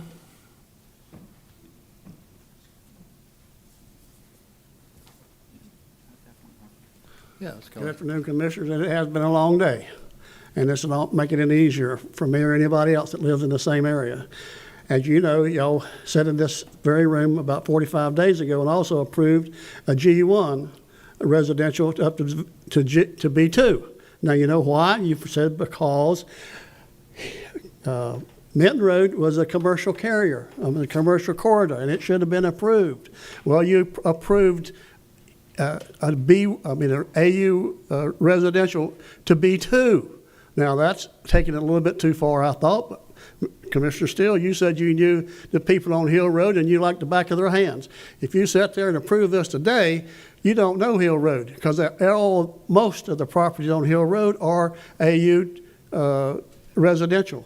And we don't need an additional storage unit. Y'all already approved a storage unit right down the road at Hill and Minton for Mr. Cole, EKS Systems. So why do we need more of that? We don't need the invasion of more commercial into our residence. So where is it going to stop? You know, it's no need for this. I understand he likes it. It's a money maker for him, and he also makes a lot of money. Now he has a zone complaint, and he's under orders now to remove it. So why in the world has the commission all of a sudden become involved in selling a zone complaint?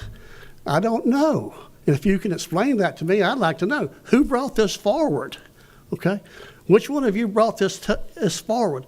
You're not going to live through 2,000 people that you're affecting, or 7,000 people, when you start changing B2 into agricultural residents. You've already wasted the staff's time to have prepare what you've asked for.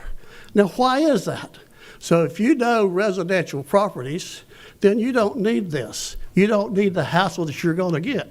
And you don't need the suit that you're going to get if you approve it, because you're afraid of having a suit brought to you because what you wouldn't approve denied a project 2 months ago. So there's a lot of people, 7,000 of us, that's going to object to this. So I hope y'all have common sense. Common sense don't need discussions. But when a project like this comes forward, to me, I don't know, and I don't think it's what I call passing the smell test. So good afternoon. Thank you. All right. Judith Kumin? Last but not least on this subject, Judith. Good evening. My name is Judith Kumin. I live at 1680 Willard Road, Northwest in Pomblay, which is off of Heald Road. On April 4th, the Heald residents stood before you and protested Mr. Cole Oliver and the West Malabar Properties zoning request from AU to B2, which you approved. At that April meeting, many residents expressed to the board our concerns for continuing commercial property encroaching into our residential area. Mr. Masoni's property is approximately 4/10 of a mile from the corner of Heald Road and Minton. And in this agenda report dated May 7th, referring to the summary explanation and background that his representative discussed, the property records that I researched showed that Mr. Masoni's property is approximately 5.95 acres, so it meets the minimum property size of 5 acres. However, the aerial view shows that his property is a flag lot, so he is not on a city street or a county road. He is more on his own made street. It looks to be about car width wide off of Heald Road. So, as you know, we all were concerned about traffic. So the review of the CUP as outlined in section 62901 of the Brevard County Code of Ordinance states that the applicant must show the effect the granting of the conditional use permit will have on adjacent and nearby properties, including but not limited to traffic and pedestrian flow and safety, curb cuts, off-street loading and parking, off-street pickup of passengers, odor, glare, and noise, fumes, etc., as well as draining, and of course the screening that his representative already stated, and the space and economic impact on the nearby properties.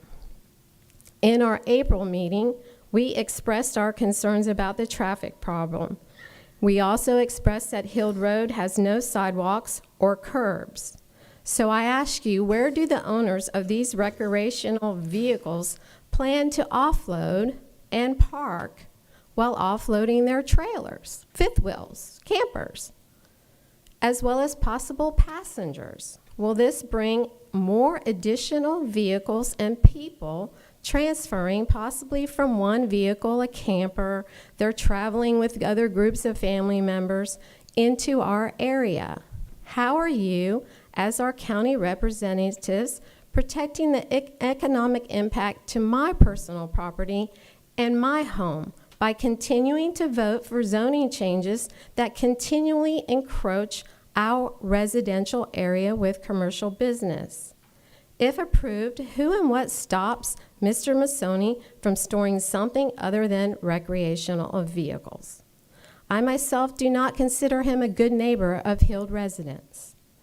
This change once again opens the doors for others to submit applications to the county and cities for continual zoning changes. Are we going to, what, sorry. Thank you very much. Okay. You want to take the chair for a second? Yeah, Please. put my light on. Okay. Would you like to say something? Yes? Yeah. Go ahead, Commissioner Pritchett. I'm a female, what do you think? I want to say think something. that you are a lovely lady. You're so kind. If you guys proceed with this, I'd like to, I don't know if we can do this, we did this on something before, carve out District 1, because this would be a catastrophe for District 1. With the land that we have up there and it wouldn't fit for District 1 at all. If you So- let me make a motion, I promise you this will all go away. Okay, you got it, sir. Okay. Thank you. I have, first of all, Tony Massone is a very good friend of mine. I've known Tony for a long, long time. Unfortunately, no matter how good a friend he is, it's not going to move me in a position to make a motion that will affect 7,000 properties in this county. So as much as I like you, Tony, I'm sorry, but I'm going to have to move to deny. I second it. Motion and a second. Any discussion? Hearing no discussion, all in favor signify by saying aye. Aye. All opposed, nay. The motion carries. Okay, so let's go to public comment. Pardon me? Or board reports.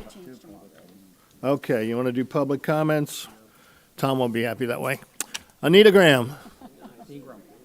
Ingram.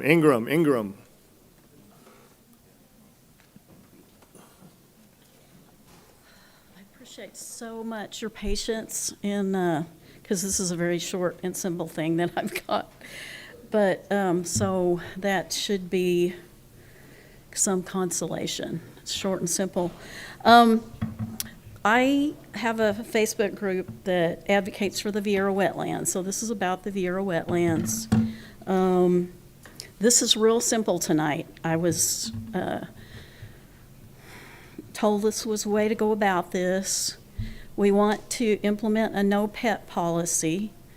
And I was asked by my commissioner and the assistant county attorney to bring this before the board so everybody could weigh in. So whether we need to make a vote or put it on an agenda, I have a mountain of source material that if you want to consider all the evidence that I presented to them in a meeting, I can give you that. But that's basically it. We want a no pet policy at the Vieira wetlands. It's consistent with other public lands that the county has where they allow the public, and they already have the ordinance, and they already have the same setting and everything. So it just makes sense to me to roll that policy into what we need to for the Vieira wetlands. I can certainly go into more rationale, but I'm not sure how this all works. So what else do I need to do to get a vote on it? Well, unfortunately, this is just public comment time, and that's where you tell us how you think, but we really don't answer your questions. Okay, well, I'll rattle on for a little bit longer then. We got a minute and 9 seconds, so rattle on. In my opinion, it's only a matter of time before the wetlands will encounter an incident requiring it to be permanently closed to the public if preventative actions are not taken now. So that's one of the preventative actions.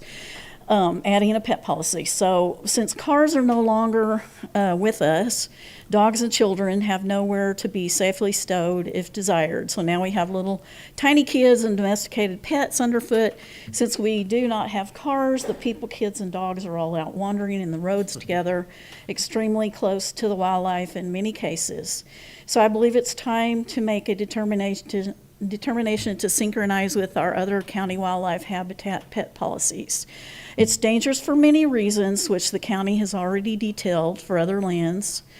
Right now, we allow pets on leash, but unfortunately, there are many who refuse to abide by that. Some use the leashes that extend out many feet and allow pets to go down by the water where there are alligators, and Pets are an unnecessary risk that there's no need to have in that area. Thank you. Thank you. Okay, Charles, is it Torby or Toby? Toby, all right. Haven't seen you in a while, young man.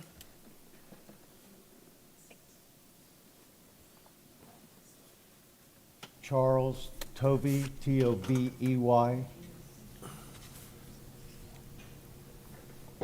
Brevard County, I have no address, and this is why I'm up here. I don't know where, I have nowhere to go, I have nothing, and my property is my life, liberty, and pursuit of happiness. I wanted to fix the house, and people that are homeless, living in the bushes, I'm sure would love to have a house and a place to stay. And after I fix the house, I want to donate it to some needy family somewhere. And we have plans of a multi-use building. And we've always had these plans, and I have everything to do the house. It's not my fault that I got hit on my bike in 2013. I got hit on my bike. The guy messed me up after I've had other accidents. I've been recovering. I'm still recovering. Some days I'm in great pain, and people want to address me, and I'm rude to them. But I try and be nice and ask them to leave me alone, but it's consistent, and they just won't stop, and I have to express myself accordingly. I don't know what to do. I don't know where to go. I have nothing. I can't do nothing. The other thing was I'm a little bit behind because of the critters took these keys for a month. They were missing, and I found them way out in someplace I never go. My wallet, my driver's license, I found that in the bushes, someplace I never go. And there's my money's several $100s. It's all gone. And every day there's a problem with the raccoons. And right now I'm doing everybody around me and my neighbors a favor by managing the problem. And they're tearing down my house. So I don't need to get a permit to tear it down. I'll just let the raccoons continue. And then y'all will be satisfied, and I won't have to pull a permit. But this has been an ongoing thing because of the development, the problem with the wildlife, and no place to go for them, and no place to go for me. The birds have a nest, foxes have holes. I have no place to lay my head. And why? Because I didn't fix the house in time, because my lawyer took 9 years to settle for me to get any kind of reimbursement of my medical funds. So I had a choice, buy the stuff for the house to fix it or pay my lien. I can't do both. And I have investors. They met me halfway. I have the other half. All my money's tied up in fixing the house. Thank you. Saunders Sullivan.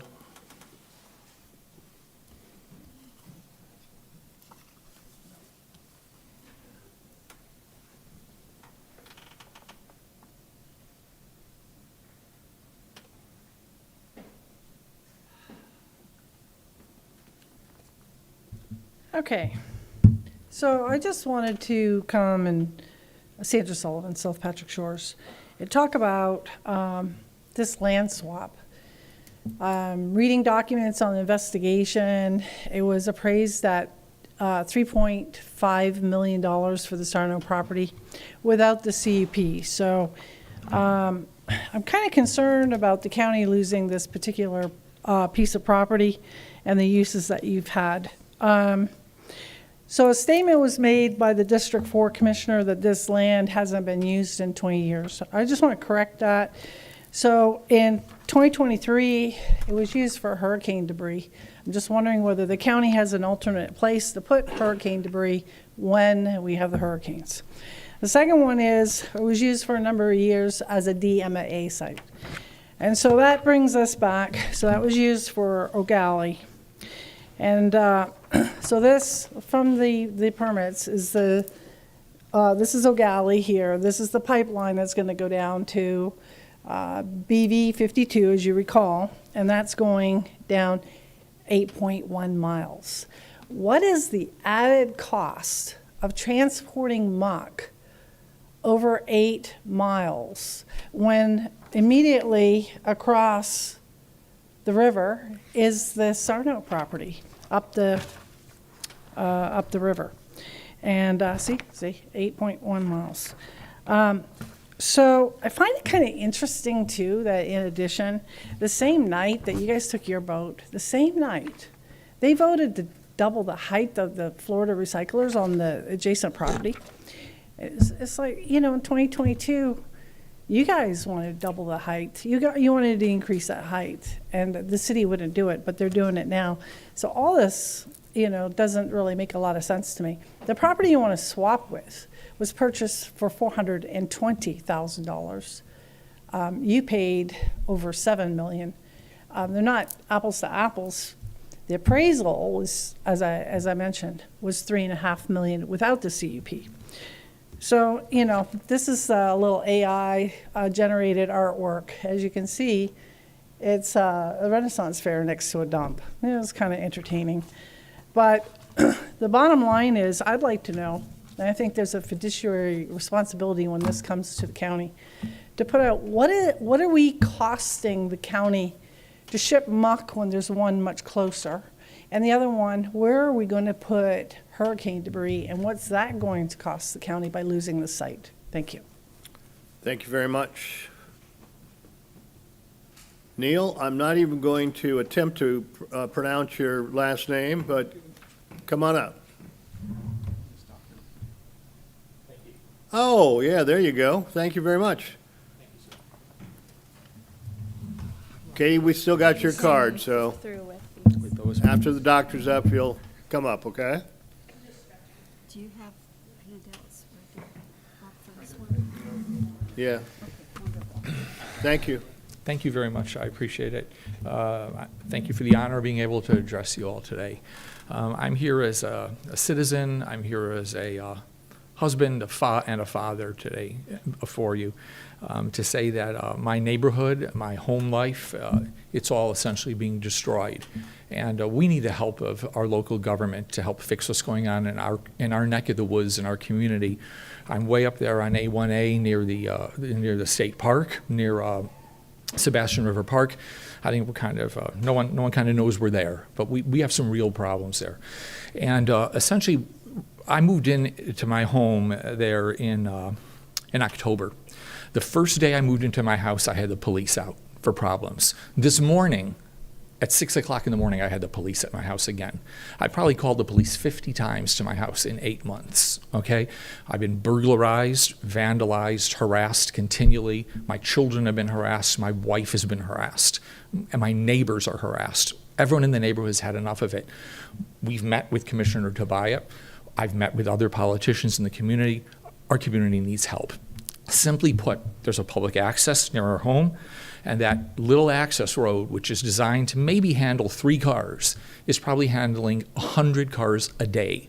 And it's not one day, it's every day of the week, 24 hours a day. That place is rolling, okay? It's rolling with who knows what's going in there. But one of the biggest problems that we've got there is fishing rolling through there.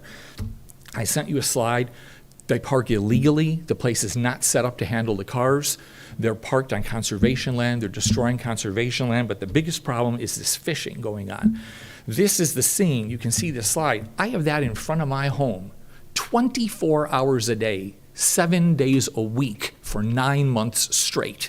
When I take my daughter outside and I say, hey, we want to go on the beach too, we're met with profanity, abuse, threats.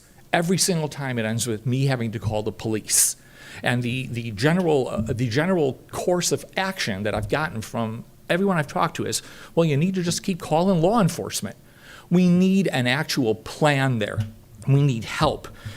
There's shark fishing, there's trespassing, there's vandalisms. There's no toilets there. So they come into my yard to defecate and urinate all day long and threaten me and threaten my wife. If I go out to them and I say, hey guys, this has to stop, They'll threaten me to my face. And these are not good guys. They're often drunk, they're often high. It's not a good scene out there. It's not a scene for any homeowner. We put up no trespassing signs. Within a day, they were ripped down and vandalized. Right down the street from my house, if you go down the street from my house, about 2 miles down, you're in Indian River County. In Indian River County, you can't smoke on the beach. It's non-smoking even. You can't have pets, you can't have glass, you can't have fishing, boating, no surfing, no alcohol, nothing.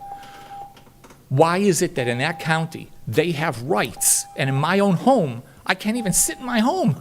It's crazy what's going on there. We need help. That's why I'm here. I'm begging someone in our government to step up and help us. Okay, thank you very much. Thank you very much, sir. Sure. Katie Delaney.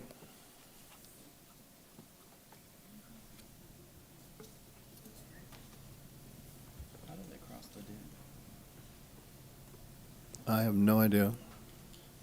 Hi, Katie. Hi there. Good evening again.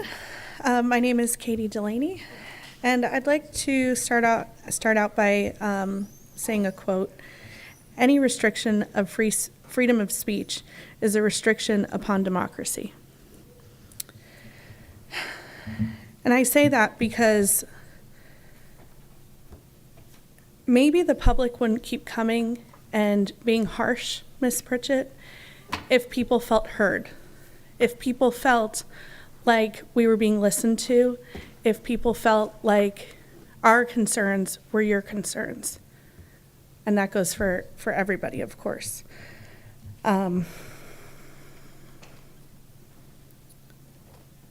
It's not only your jobs, but it's your privilege to serve the public and to be in the roles that you're in. And who cares if somebody wants to speak on a topic 2 times?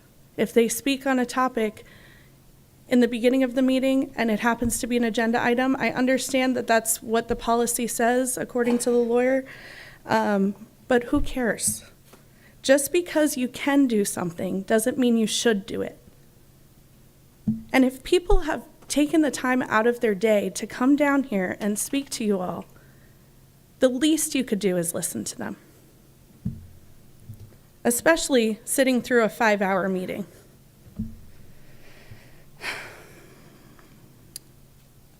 The issues that are going on in the Grand Canal, I want to speak on that a little bit. I went to the Sorrel meeting that they just held, and I have to give props to the staff because they have done a great job staying connected with the people who were at that meeting. There's a rolling email that's going on with questions and answers, and I just had to give a shout out to them because when people get it right, you need to tell them thank you. But one thing I think we need to do better is we need to make sure that we're testing the aerosols that are going on whenever we're muck dredging, regardless of where it is. I see you itching to touch the button. Yeah. Can you pause Chairman? my time, Yes. please? Yeah. Pause my time, please. I'm sorry. We have policies in place, and BCC 97-3G1 is pretty darn clear, and it states, agenda shall provide a section for public comment at the end of every regular county commission meeting following the board reports.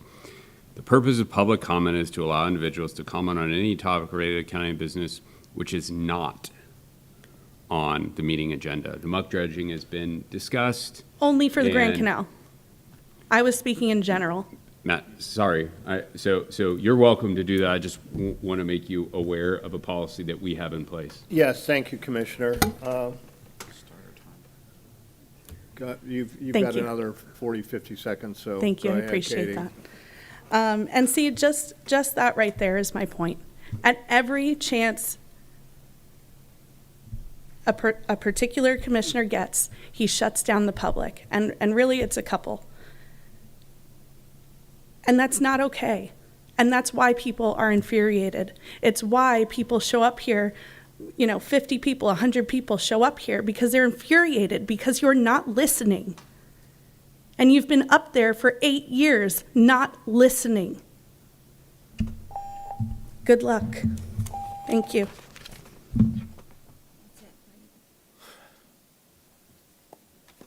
Commissioner Tobias, thank you for the rule thing. I appreciate it.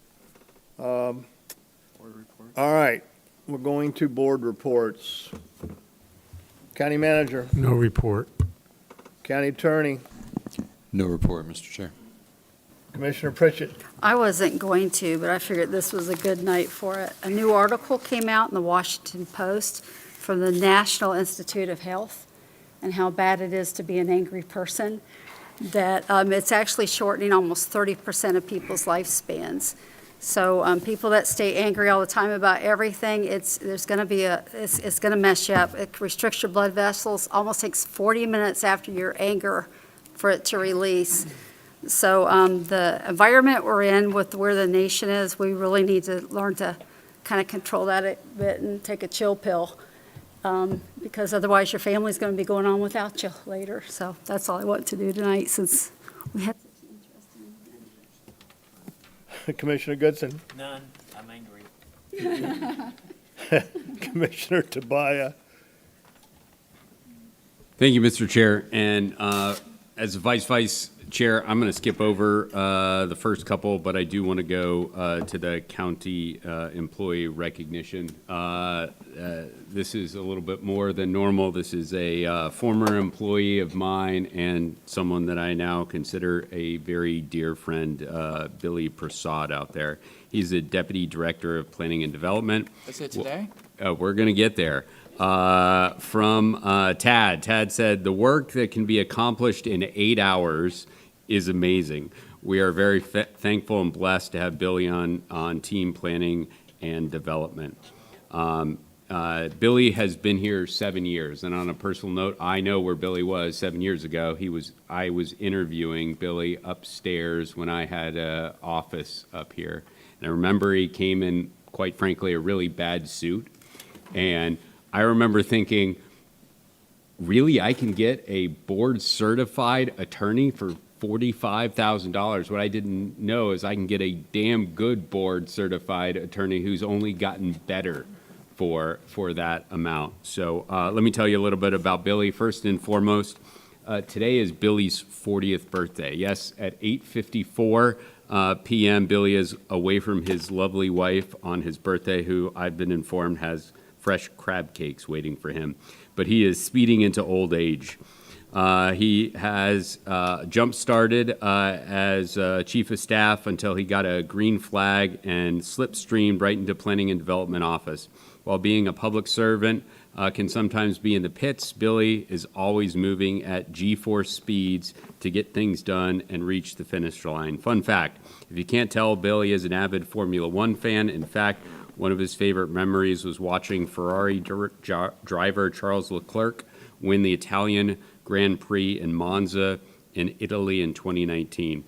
When he was around 15, Billy zoomed straight through qualifying and won a gold medal in the Junior Olympics in martial arts and has a black belt in 2 different disciplines. Wow. At 16, Billy felt he'd made the pole position when played first chair violinist in the Brevard Symphony Youth Orchestra and didn't suffer lockup when he jammed out with renowned soloist Yo-Yo Ma. Billy loves to race home after work so he can experiment with new cooking techniques, spices, and try out authentic recipes from around the world. He also loves to travel around the world and has visited many states and countries, some of which included turbulent elephant rides in India, getting turbocharged while visiting Chernobyl in Ukraine, becoming engaged near the apex of a volcano in Washington, doing laps while canoeing the glaciers in Alaska, and testing his aerodynamics by paragliding in the Swiss Alps. Billy, you have been a tremendous addition to my office and now to the much larger county. We greatly appreciate your service here, and thank you so much for everything you do and continue to do. Happy birthday, Billy. All right. Are you finished over there? Yes. Commissioner Feltner, you got anything? I'll say happy birthday, Billy. And I'm sorry for Bethany that we kept you here all night. Okay, I have no report. Motion to adjourn. There's a motion to adjourn. Is there a second? Second. All in favor signify by saying aye. All opposed, nay. Motion carries. The opinions expressed by any member of the public during any period of public comment do not necessarily reflect the views or opinions of the Board of County Commissioners of Brevard County, Florida, Space Coast Government Television, or the program sponsor, and are solely those of the presenter. The Board of County Commissioners of Brevard County, Florida, Space Coast Government Television, and the program sponsor hereby expressly disclaim any and all responsibility or liability for any defamatory or slanderous statements expressed by any member of the public during any such period.